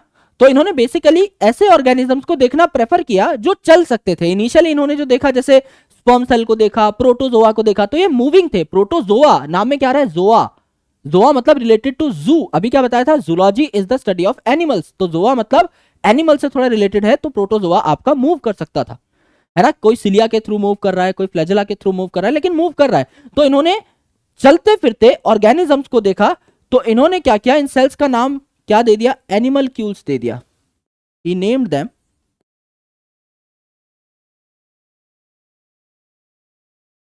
he named these motile cells animalcules. एनिमलक्यूल्स इन्होंने नाम रख दिया इन मोटाइल सेल्स का, जो कि इन्होंने देखा अपने खुद के बनाए हुए माइक्रोस्कोप से। तो पहली बार डेड सेल आपका किन्होंने देखा, रॉबर्ट हुक साहब ने। पहली बार लिविंग सेल, जिंदा सेल किन्होंने देखा, आपका एंटोन वॉन ल्यूवेनहॉक साहब ने। तीसरे साइंटिस्ट के बारे में यहां पर लिख लेते हैं, इन्होंने आपका सेल के अंदर न्यूक्लियस को डिस्कवर किया। He discovered nucleus. नाम क्या था, ये भी रॉबर्ट ही हैं, लेकिन हुक नहीं है, ये हैं ब्राउन कलर के रॉबर्ट, इनका नाम क्या था, रॉबर्ट ब्राउन। तो याद रखना है हमेशा, कभी कंफ्यूज नहीं होना, ठीक है। सेल की डिस्कवरी किन्होंने करी, रॉबर्ट हुक साहब, और न्यूक्लियस की डिस्कवरी किन्होंने करी, रॉबर्ट ब्राउन साहब। ये हमारे तीन इंपॉर्टेंट साइंटिस्ट थे जिनके बारे में हमको स्टडी करनी थी, राइट। ये हमारे तीन इंपॉर्टेंट साइंटिस्ट थे जिनके बारे में वी नीड टू स्टडी। अब बात करते हैं सेल थ्योरी की, which is the first technical topic. लेकिन उससे पहले आपको एनसीईआरटी के दर्शन करा देता हूं, ये मेरा पढ़ाने का स्टाइल है, राइट। सबसे पहले हम क्या करते हैं, सारी चीजें समझ लेते हैं एक टॉपिक से रिलेटेड, फिर एनसीईआरटी में कुछ और इंपॉर्टेंट पॉइंट्स होते हैं तो हम उनको डिकोड करते हैं, नहीं इंपॉर्टेंट पॉइंट्स होते तो एटलीस्ट हम लोग एनसीईआरटी को तो रिवाइज कर ही लेते हैं, जिससे हमें संतुष्टि हो जाए कि हमने कोई पॉइंट मिस नहीं किया है, ठीक है। तो सबसे पहले let's try to understand what is written in NCERT. एकदम प्रॉपर स्नैप ले रखा है, यानी कोई भी पॉइंट मिस नहीं हुआ है। When you look around, you see both living and non-living things. You must have wondered and asked yourself, what is the thing that make organisms living? Organisms को जिंदा कौन बनाता है? तो मैंने एक लाइन लिखवाई है अभी नोट्स में कि cellular organization is the defining feature of living organisms. अगर ऑर्गेनिज्म ऑर्गेनिज्म को आपको जिंदा कहना है, लिविंग कहना है, तो उसके अंदर सेल होना चाहिए, अदरवाइज वो नॉन लिविंग कहलाएगा। सिंपल सी बात। तो वही बात यहां पर घुमाकर लिखी हुई है ना। जो भी चीज नॉन लिविंग है इसका मतलब उसमें सेल नहीं है। जितने भी ऑर्गेनिजम्स हैं इनमें सेल प्रेजेंट होना ही चाहिए। तो all organisms are composed of cell, क्योंकि सेल नहीं तो जीवन नहीं। जैसे हम कहते हैं जल है तो जीवन है, उसी हिसाब से हम ये कह सकते हैं कि सेल है तो जीवन है, सेल नहीं है तो आपका जीवन भी नहीं है। कोई भी चीज जिसमें सेल नहीं है उसे आप लिविंग नहीं कह सकते।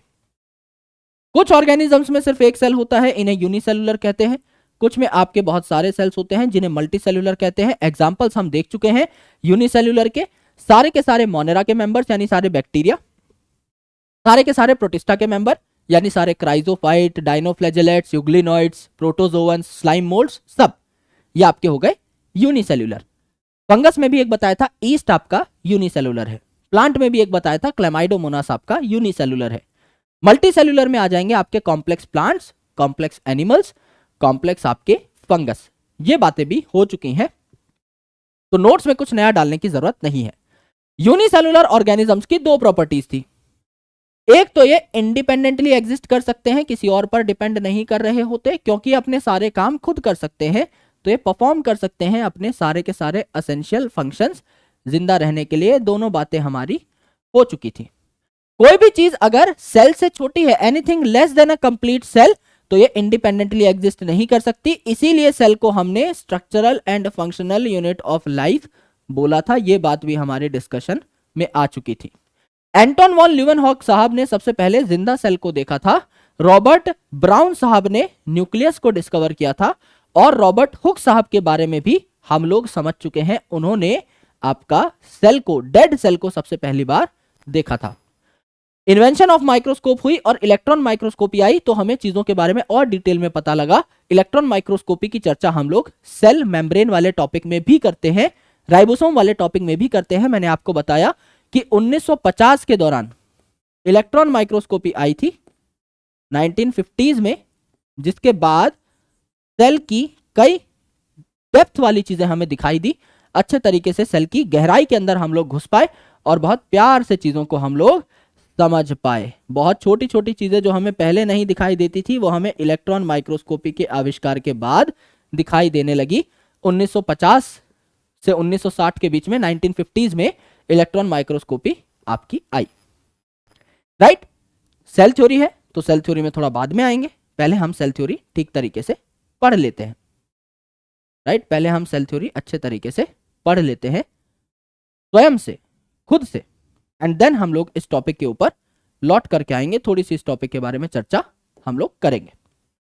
देखिए, आपको सेल थ्योरी का एकदम बेसिक एस्पेक्ट बता देता हूं, जिससे कि आपको इस सेल थ्योरी को समझने में कोई प्रॉब्लम ना हो।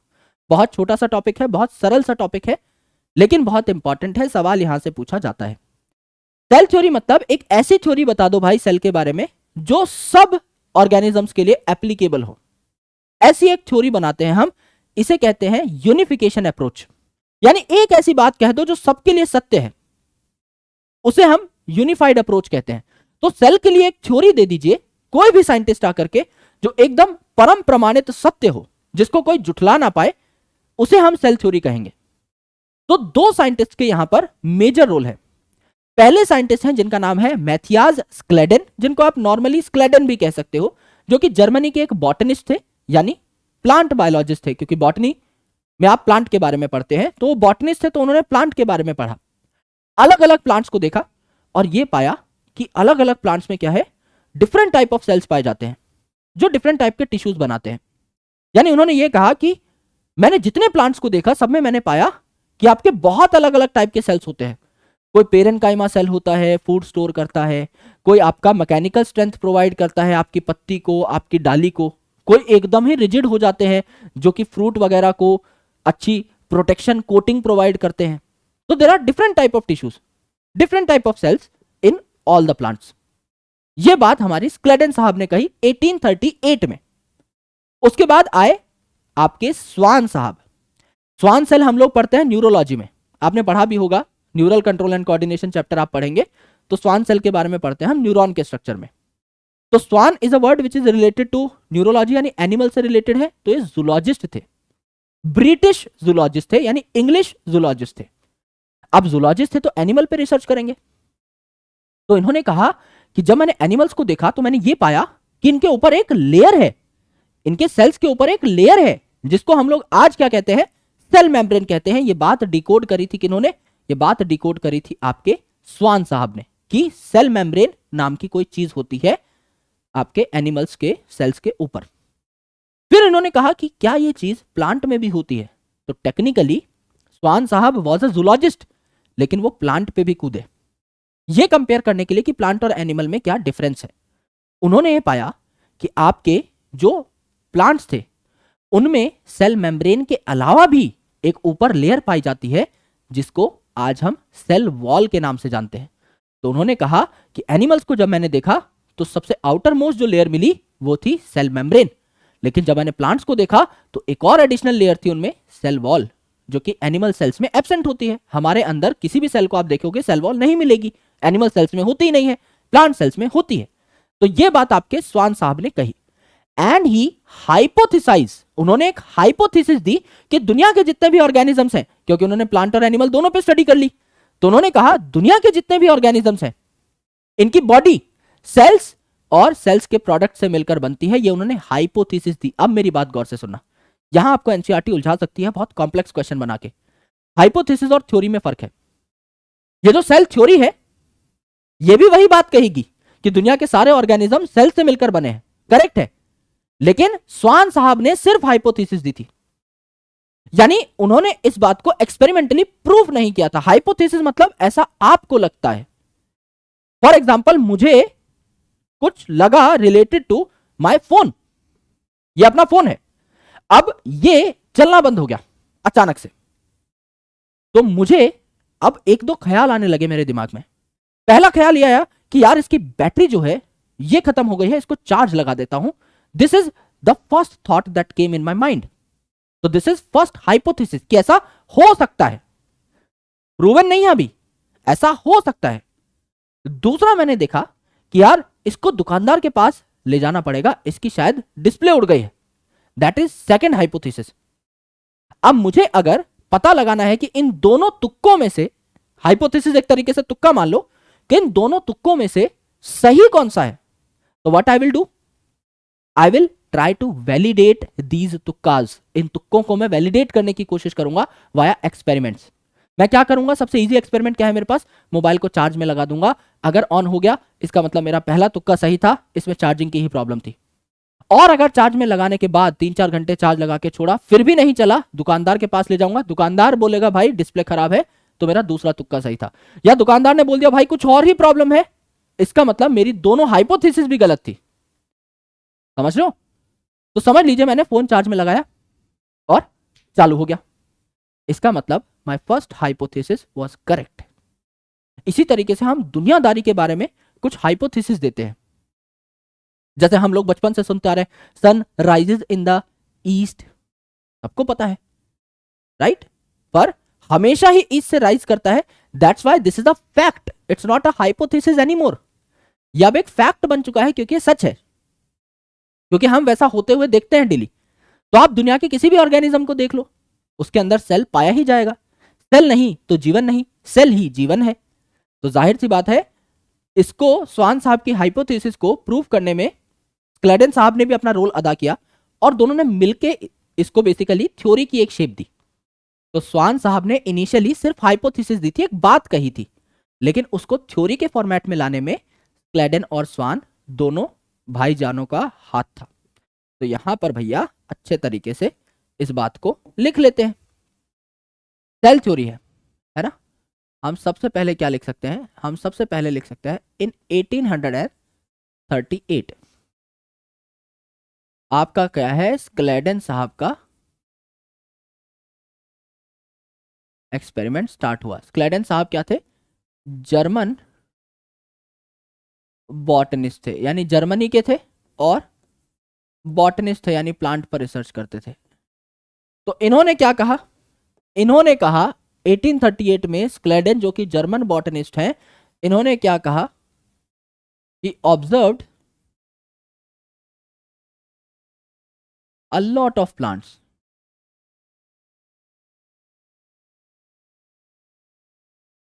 he observed a lot of plants and said that all plants are composed of या are made up of all plants are made up of different types of cells that further makes different types of tissues that further makes different types of tissues। ये बात हुई, एकदम हुई। अब आए कौन? अब आए आपके स्वान साहब 1839 में, यानी लगभग सेम सेम से टाइम पे ही, कोई बहुत ज्यादा देर नहीं हुई, आपके आए स्वान साहब, है ना। ये क्या थे? ब्रिटिश जूलॉजिस्ट थे। ब्रिटिश, अंग्रेज लोग कहते हैं ना इनको, तो इन्हें इंग्लिश भी बोल सकते हैं ना। इंग्लिश जूलॉजिस्ट थे। अब जूलॉजिस्ट से तो एनिमल्स पे रिसर्च करी, है ना। तो इन्होंने क्या बताया? इन्होंने बताया he observed in animals that their cells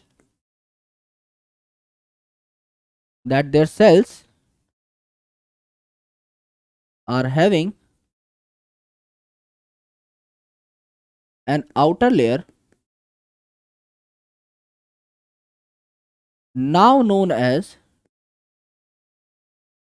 आज के दिन में क्या कहा जाता है उस आउटर लेयर को? Now known as cell membrane और प्लाज्मा मेम्ब्रेन, एक ही बात है। सेल मेम्ब्रेन और प्लाज्मा मेम्ब्रेन, दोनों बातें ठीक है। इसके अलावा इन्होंने क्या किया? इसके अलावा he also observed plant cells, है ना। तो हम क्या बोल सकते हैं? He also observed plant cells and said plants have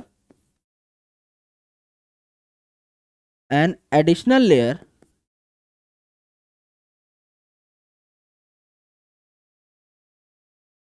called cell wall, जिसको हम लोग क्या कहते हैं आज के दिन में?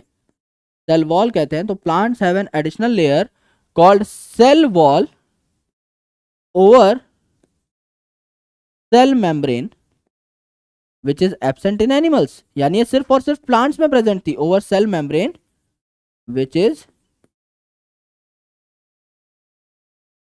एब्सेंट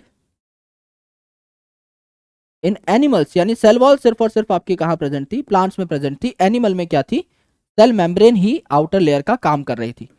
एंड इसके बाद इन्होंने, क्योंकि प्लांट को भी ऑब्जर्व कर लिया, एनिमल्स को भी ऑब्जर्व कर लिया, तो इन्होंने क्या दी? एक हाइपोथेसिस दी, एक तुक्का मारा। और इनकी हाइपोथेसिस में क्या था? ही हाइपोथेसाइज्ड, है ना, ही हाइपोथेसाइज्ड that all organisms, यानी जो इन्होंने रिसर्च करी थी प्लांट्स एंड एनिमल्स पे, तो all organisms, that is plants and animals,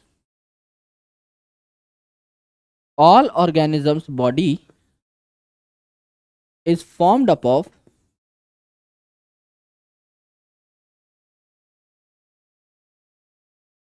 cells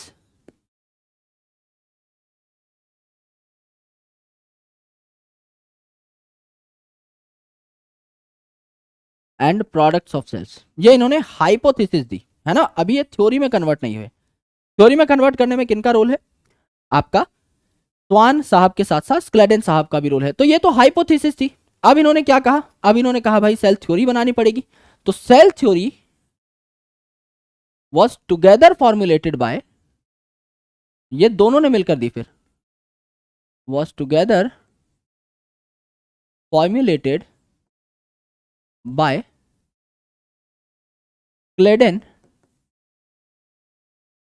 and Schwann, इन दोनों भाइयों ने फिर मिलकर के क्या कहा, इन दोनों भाइयों ने मिलकर कहा चलो देते हैं सेल थ्योरी, सेल थ्योरी। तो इन्होंने सेल थ्योरी दी कि all animals and plants are formed up of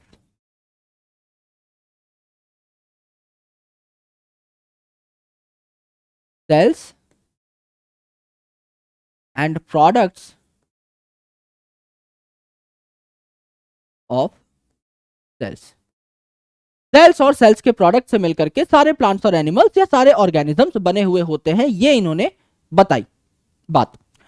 पर इन्होंने ये तो नहीं बताया कि नए सेल्स कैसे बनते हैं। इन्होंने बताया दुनिया के सारे ऑर्गेनिज्म सेल्स के मिलकर बने हैं, पर नए सेल्स कैसे बने। कुछ सेल्स थे जिन्होंने ऑर्गेनिज्म की बॉडी बना दी, नए सेल्स कहां से आ रहे हैं, ये बात क्लेडन और स्वान साहब नहीं बता पाए। तो इस थ्योरी में क्या आ गई, एक डीमेरिट आ गई।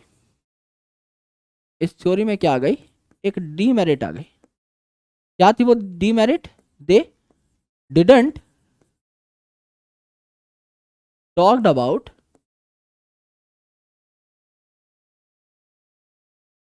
How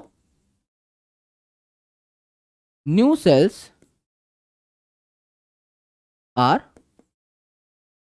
formed, how new cells are formed. तो इसके लिए हमारे एक और साइंटिस्ट आए, इसके लिए हमारे एक और साइंटिस्ट आए। सो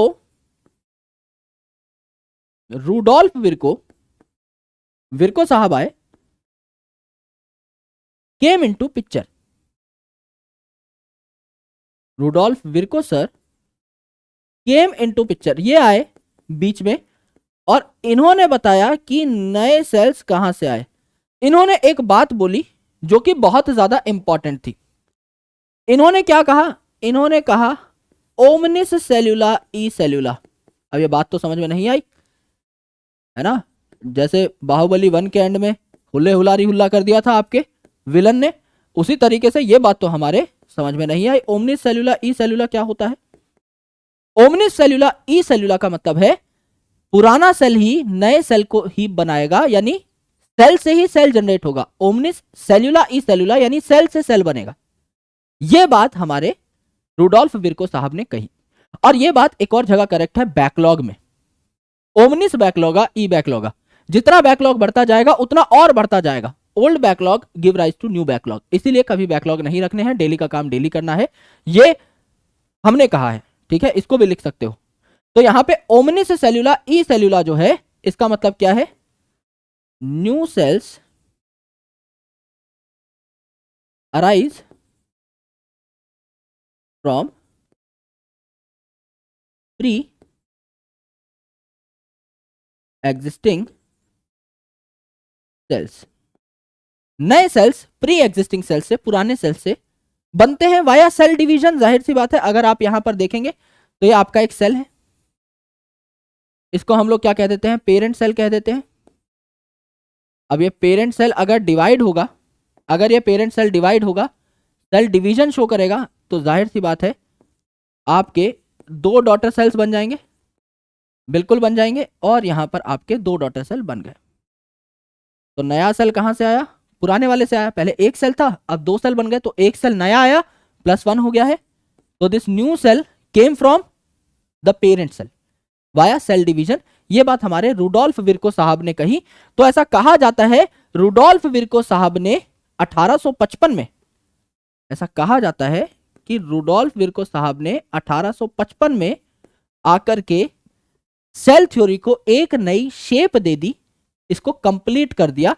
तो ऐसा कहा जाता है कि रूडोल्फ विर्को जो है ही कंप्लीटेड और have given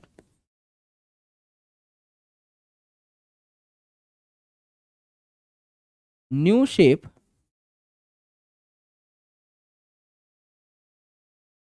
to the cell theory. इन्होंने सेल थ्योरी को एक तरीके से कंप्लीट कर दिया। ये हम देखते हैं आपका रूडोल्फ विर्को साहब के बारे में। If you want to have an understanding of NCERT now, तो एक बार एनसीईआरटी पे चला जा सकता है और देखा जा सकता है कि सेल थ्योरी में क्या क्या लिखा हुआ है। देखिए, 1838 में आपके स्क्लेडन भैया थे जो कि जर्मनी के थे, बॉटनिस्ट थे। अब बॉटनिस्ट थे तो प्लांट पे रिसर्च करेंगे। इन्होंने काफी सारे प्लांट्स को देखा और कहा कि अलग अलग प्रकार के सेल्स हैं प्लांट्स में जो अलग अलग प्रकार के टिश्यूज बनाते हैं। लगभग सेम टाइम पे यानी एक साल के अंतराल में ही 1839 में आपके ब्रिटिश जूलॉजिस्ट थे स्वान साहब। इन्होंने, क्योंकि जूलॉजिस्ट है तो एनिमल सेल्स पे रिसर्च करी और इन्होंने बताया कि आपकी प्लाज्मा मेम्ब्रेन जो है या सेल मेम्ब्रेन जो है एनिमल सेल्स में पाई जाती है। तो इन्होंने प्लांट को भी देखा और वहां पाया कि सेल वॉल नाम की एक एडिशनल लेयर है सेल मेम्ब्रेन के भी ऊपर जो कहां पाई जाती है, प्लांट सेल में। ठीक है, इस बेसिस पे स्वान साहब ने एक हाइपोथेसिस दी, एक बात कही कि आपका एनिमल और प्लांट की बॉडी सेल और प्रोडक्ट ऑफ सेल के बनते हैं। लेकिन इन दोनों ने मिलकर, स्क्लेडन और स्वान ने मिलकर क्या करी, सेल थ्योरी दी।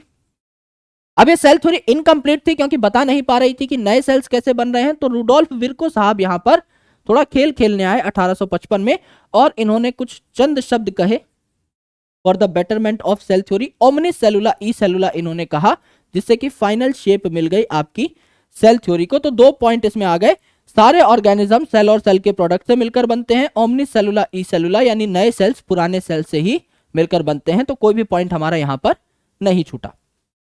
दोस्तों मुझे पर्सनली लगता है it's more than enough for today. मुझे नहीं लगता इससे आगे हमें आज चलना चाहिए, है ना। मैं जानता हूं लेक्चर थोड़ा छोटा है ना, उसके लिए माफी भी चाहूंगा, पर मैं पहले ही दिन आपको एकदम भरना नहीं चाहता इंफॉर्मेशन से, बिकॉज आगे आपको सिर्फ पढ़ाई ही करनी है। आज पहला दिन है, मुझे यह नहीं पता कोई और रहम करेगा या नहीं करेगा, है ना, लेकिन जॉन अब्राहम करेगा तो आपको कुछ क्वेश्चंस मैं सॉल्व करा देता हूं, उसके बाद एक बेसिक सा होमवर्क दूंगा, जिसके बाद हमारी हो जाएगी छुट्टी। और कल से हम लोग फिर थोड़ा और इन डेप्थ एनालिसिस करेंगे अलग अलग टॉपिक्स का और बहुत मजा आएगा उसमें। एंड आई होप आपको आज भी मजा आया होगा। अब मैं आपको दिखाता हूं कि किस तरीके से ये सीरीज जो है इसके क्वेश्चंस वगैरह भी आपको और हेल्प करेंगे। हो सकता है क्वेश्चन में कोई ऐसी बात मिल जाए जो नोट्स में नहीं है, तो नोट्स में फटाफट उसको लिख लेना है। मैं आपके सामने ही सप्लीमेंट करके दिखाऊंगा कि मैं कैसे पढ़ाई किया करता था। तो जानबूझ के आज का लेक्चर उसी हिसाब से डिजाइन किया है। देखिए, लार्जेस्ट आइसोलेटेड सेल आज नहीं कर पाएंगे, कल का टॉपिक है। वैसे आपको पता होगा लार्जेस्ट क्या है, ऑस्ट्रिच एग है। बहुत बड़ा साइज होता है इसका, 15 सेंटीमीटर तक का भी साइज हो सकता है, इतना बड़ा आपका ऑस्ट्रिच एग हो सकता है। हालांकि इसको कल करेंगे हम लोग, है ना। थोड़ा सा और देख लेते हैं हम लोग कि क्या है। Who proposed cell lineage theory by stating that omnicellula ecellula? अब इस सवाल से हमें क्या मिला, ओमनिसेलुला ईसेलुला किसने कहा, हम लोग आसानी से बता सकते हैं कि रुडोल्फ विर्को साहब ने कहा। कोई नई बात नहीं है, तो उत्तर आप निकाल लेंगे। लेकिन यहां पर हमें क्या पता लगा कि इन्होंने जो बात कही थी इसे सेल लीनिएज थ्योरी कहा जाता है। लीनिएज का मतलब क्या होता है, लीनिएज का मतलब आगे बढ़ना। आपके दादाजी की लीनिएज में कौन आया, आपके पिताजी आए। आपके पिताजी की लीनिएज में कौन आया, आप आए। यानी पुराने सेल से, पेरेंट सेल से डॉटर सेल बने, फिर वो डिवाइड किए और डॉटर सेल्स बने। यानी इन्होंने जो बात कही इसको सेल लीनिएज थ्योरी कहा जाता है। तो क्या मैं इस बात को नोट्स में जाकर लिख के अपने नोट्स को और स्ट्रांग बना लूंगा किसी और बच्चे के नोट्स के कंपैरिजन में? बिल्कुल बना लूंगा। ये जो रुडोल्फ विर्को साहब ने दी थी, he came into picture and gave lineage theory. मानते हो? इस काम के लिए होते हैं स्टिकी नोट्स। जो पॉइंट किताब में है उसी को अच्छे तरीके से लिखने के लिए नहीं, नया पॉइंट मिल गया है, उत्तर तो मिल ही गया है, बिना इस बात का पता हुए भी उत्तर तो मिल गया था। लेकिन जैसा मैंने बताया, उत्तर निकालना पर्पस नहीं है भाई, यहां पर्पस क्या है, नई बातें सीखना। तो एक अच्छे क्वेश्चन को मैंने यहां पर पकड़ा। Shape of cell depends upon, कल पढ़ेंगे। प्रोकैरियोटिक यूकैरियोटिक कल पढ़ लेंगे। Cell theory states that all cells have nucleus, all cells arise from pre-existing cells, all cells are living, cells reproduce both by mitosis and meiosis। अब इनमें से सबसे अच्छी स्टेटमेंट क्या है, दो स्टेटमेंट्स मेन थी। कौन सी? आपका एक तो ओमनीसेलुला ईसेलुला और सारे के सारे ऑर्गेनिज्म सेल्स और सेल के प्रोडक्ट से मिलकर बनेंगे। क्या है यहां पर, all cells arise from pre existing cells. ये आपके रुडोल्फ विर्को साहब की स्टेटमेंट है। बाकी सारी स्टेटमेंट्स हो सकता है करेक्ट हो, जैसे ऑल सेल्स आर लिविंग, है ना, तो सेल्स है तो किसी को लाइफ ही प्रदान कर रहे होंगे। एक पर्टिकुलर टाइम के बाद सेल्स डेड भी हो सकते हैं, ऐसी बात नहीं है, है ना। तो इसके बारे में हम लोग चर्चा करेंगे। लेकिन मेन हमें अपना उत्तर मिल चुका है। ओमनी सेलुला ई सेलुला की यहां पर बात हो गई है ना। ओमनी सेलुला ई सेलुला की बात हो गई है। हमें यह तो पता है कि हाँ भाई ये बात जो है सिर्फ सेल थ्योरी में ही हुई थी, तो सेल थ्योरी में तो एक स्टेटमेंट हमको ये मिल ही जाती है। An exception to cell theory is young RBC, virus, bacteria या animal cell. Animal cell, cell है एक पूरा, अच्छी बात है। बैक्टीरिया सेल है, यस। यंग आरबीसी है ना, आपकी जो मैच्योर्ड मैमेलियन आरबीसी होती है। एक्चुअल में एक और पॉइंट है आपका सेल थ्योरी का कि आपका एक सेल में यूजुअली एक न्यूक्लियस होना चाहिए। तो आपका जो अडल्ट आरबीसी है आपको पता है ई न्यूक्लिएटेड हो जाती है, उसमें न्यूक्लियस नहीं पाया जाता। लेकिन यंग आरबीसी बोला है, इसका मतलब सही है, इसमें न्यूक्लियस है। वायरस जो है ये आपका सेल कंटेन नहीं करता, मैंने आपको बताया था वायरस नॉन लिविंग कहलाता है, लिविंग नहीं कह सकते इसको, लिविंग नॉन लिविंग के बीच में झुलाकर रखते हैं। तो क्या ये पॉइंट मुझे एडिशनल बहुत अच्छा मिल गया? बिल्कुल। क्या मैं इसको अपनी थ्योरी में ऐड कर सकता हूं? बिल्कुल ऐड कर सकता हूं। यहीं पर ऐड कर लेते हैं, आप अपनी नोटबुक में लिख लीजिएगा।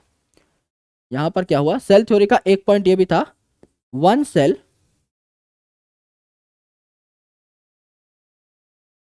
Must have one nucleus. Exceptions क्या है? कुछ ऐसी चीजें हैं जिनमें न्यूक्लियस है ही नहीं। एक्सेप्शंस जैसे कि नो न्यूक्लियस इन, किस किस में कोई न्यूक्लियस नहीं है? आपका मैच्योर्ड मैमेलियन आरबीसी, जैसे हमारी जो है मैच्योर्ड आरबीसी, उसमें आपका न्यूक्लियस नहीं होता। मैच्योर्ड मैमेलियन, सॉरी आरबीसी है ना, मैच्योर्ड दो बार लिख दिया, मैच्योर्ड मैमेलियन आरबीसी। आपको पता है प्लांट में कुछ डेड सेल्स होते हैं, जो मैं आपको बता रहा था, आगे हम पढ़ेंगे। जैसे आपके ट्रैकीड है, आपके वेसल है, ये डेड है, तो इनमें क्या होते हैं, न्यूक्लियस नहीं पाए जाते। तो आप जैसे ट्रैकीड लिख दोगे यहां पर, जाइलम का ट्रैकीड है ना, इसमें आपका न्यूक्लियस नहीं होता। मोर than one nucleus in, more than one nucleus किस में पाया जाता है? पैरामीशियम में दो न्यूक्लियस पाए जाते हैं, जैसे पैरामीशियम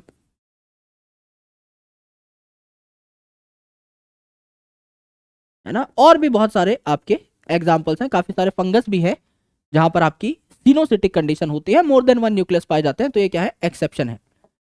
और देखो आप, और इंपॉर्टेंट पॉइंट, एक्सेप्शन क्या है, नॉन लिविंग स्ट्रक्चर्स, जिनको आप बायोलॉजिकल क्लासिफिकेशन में पढ़ते हो। ये कुछ छूटा नहीं है, ये सारी चीजें और चैप्टर्स में भी आती हैं, राइट। इसीलिए यहां पर हम इनको करते नहीं है, बट ये क्वेश्चन इस तरीके से बनाया गया है जिससे आप काफी सारी चीजें सीख जाओ। तो नॉन लिविंग स्ट्रक्चर्स जो है, जैसे कि आपका वायरस है, वायरॉइड है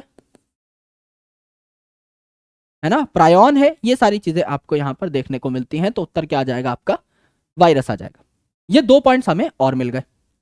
इस प्रकार से हमें क्वेश्चन से कॉन्सेप्ट निकालना होता है। Concept of omnis cellula e cellula regarding cell division was first proposed by आपका रुडोल्फ विर्को साहब। ये आपका क्वेश्चन हो जाता है अच्छे तरीके से। Names of Schleiden and Schwann are associated with NEET का पीवाईक्यू है, पिछला वाला भी नीट का पीवाईक्यू था। Protoplasm as the physical basis of life किन्होंने कहा था? हग्सली साहब ने कहा था। यह भी देखो नई चीज मिल गई, हालांकि आपके सिलेबस में नहीं है, पर इसको भी चाहे तो लिख लो। सेल थ्योरी जो है, इसमें आपको नाम देखने को मिलता है आपका स्क्लेडन और स्वान साहब का। लीनियज थ्योरी किन्होंने दी थी? आपके विर्को साहब ने दी थी। अभी अभी हमने पढ़ा लीनियज का मतलब क्या है, और बच्चे पैदा करना, यानी सेल्स के और बच्चे पैदा हो रहे हैं, डॉटर सेल्स बन रही हैं। तो आपकी ये अच्छी बात जो है आपको यहां पर एक और देखने को मिली है ना। होमवर्क मैं आपको दे देता हूं दोस्त, होमवर्क मैं आपको दे देता हूं। होमवर्क ये है कि मेक सक्सेस प्लानर। ये जो मैंने आपको सक्सेस प्लानर या सक्सेस ट्रैकर दिया है, ये आज बनाओगे।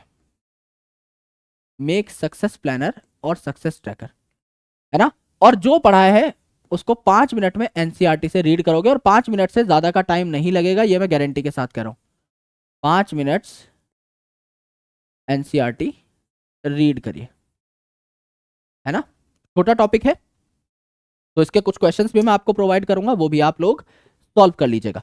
ये आपका छोटा सा होमवर्क है। सक्सेस ट्रैकर बनाइए और कमेंट सेक्शन में लिखिए सक्सेस ट्रैकर बन चुका है। ठीक है। सेकंड इंपॉर्टेंट थिंग, अपना तकिया कलाम है वीपू सर ओपी या वीपू भाई ओपी, जिस हिसाब से आप संबोधित करना चाहें। कोई भी टॉपिक जब हमारा क्लियर हो जाता है और बहुत मजा आता है, हम लोग तारा रारा बोलते हैं, हम लोग वीपू भाई ओपी बोलते हैं इन द चैट सेक्शन। अभी चैट सेक्शन तो नहीं है, तो हम लोग कमेंट सेक्शन का इस्तेमाल करेंगे। कोई भी लेक्चर आप जब कंप्लीट करें, बहुत आपको मजा आ जाए, खुशी हो, तो मुझे खुशी मिलती है बहुत सारे मैसेजेस देख के जिसमें ओपी ओपी लिखा रहता है। आई फील वेरी हैप्पी, क्योंकि मुझे लगता है कि स्टूडेंट्स को सब कुछ समझ में आ चुका है। तो एक अलाइनमेंट हम लोग इस तरीके की बनाएंगे कि ये सारी चीजें चलती रहे। सेकंड इंपॉर्टेंट थिंग, मेरी पेस को कभी जज मत करना और कभी ये मत बोलना सर थोड़ा स्लो पढ़ा दो, सर थोड़ा जल्दी पढ़ा दो। मुझे एग्जैक्टली पता है बच्चे कहां पर फंसते हैं, मुझे एग्जैक्टली पता है जो बच्चे एकदम बेसिक लेवल से पढ़ने आए हैं उन्हें किस चीज की जरूरत है। That's why I told you already in the very first slide कि आप अपने हिसाब से स्पीड को एडजस्ट कर सकते हैं। रिकॉर्डेड सेशन है तो जाहिर सी बात है कहीं आपको लगे कि मैं स्लो जा रहा हूं तो अपनी पेस को बढ़ा लीजिए, लेकिन मैं उन बच्चों का एकदम सोच के चल रहा हूं जिनको बिल्कुल कोई नॉलेज नहीं है अभी तक बायोलॉजी की, बहुत अच्छा खासा उन्होंने सिलेबस नहीं देखा है, एनसीईआरटी से अभी तक रूबरू बहुत कम हुए हैं, उनकी सोच करके मैं हमेशा बेस लाइन से स्टार्ट करता हूं। तो इसीलिए डोंट जज माई पेस, क्योंकि वो काम हमारा है कि पेस कैसी रखनी है। लेकिन आपको सारी चीजें समझ आ रही होंगी, आप क्वेश्चन सॉल्व कर रहे होंगे, फोड़ रहे होंगे। That is the short thing that I can claim on day 1। तो I just want to wish you all best of luck.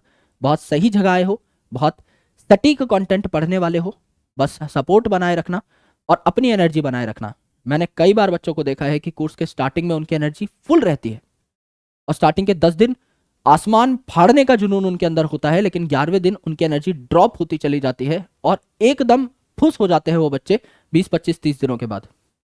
और ये जनरल ट्रेंड है, आप में से भी काफी सारे स्टूडेंट्स ऐसे होंगे जो अपनी एनर्जी को खो देंगे और एग्जामिनेशन के टाइम फिर से तुम्हारे अंदर का अंडरटेकर जागेगा, फिर से कब्र में से उठ के आएंगे हम दोबारा पढ़ने, लेकिन तब तक बहुत ज्यादा देर हो चुकी होगी। इसीलिए आराम से इस कोर्स को देखना है, डेली का काम डेली ही करना है। अगर आप एक ड्रॉपर हो तो जाहिर सी बात है आपके पास पढ़ने के अलावा कोई काम नहीं है।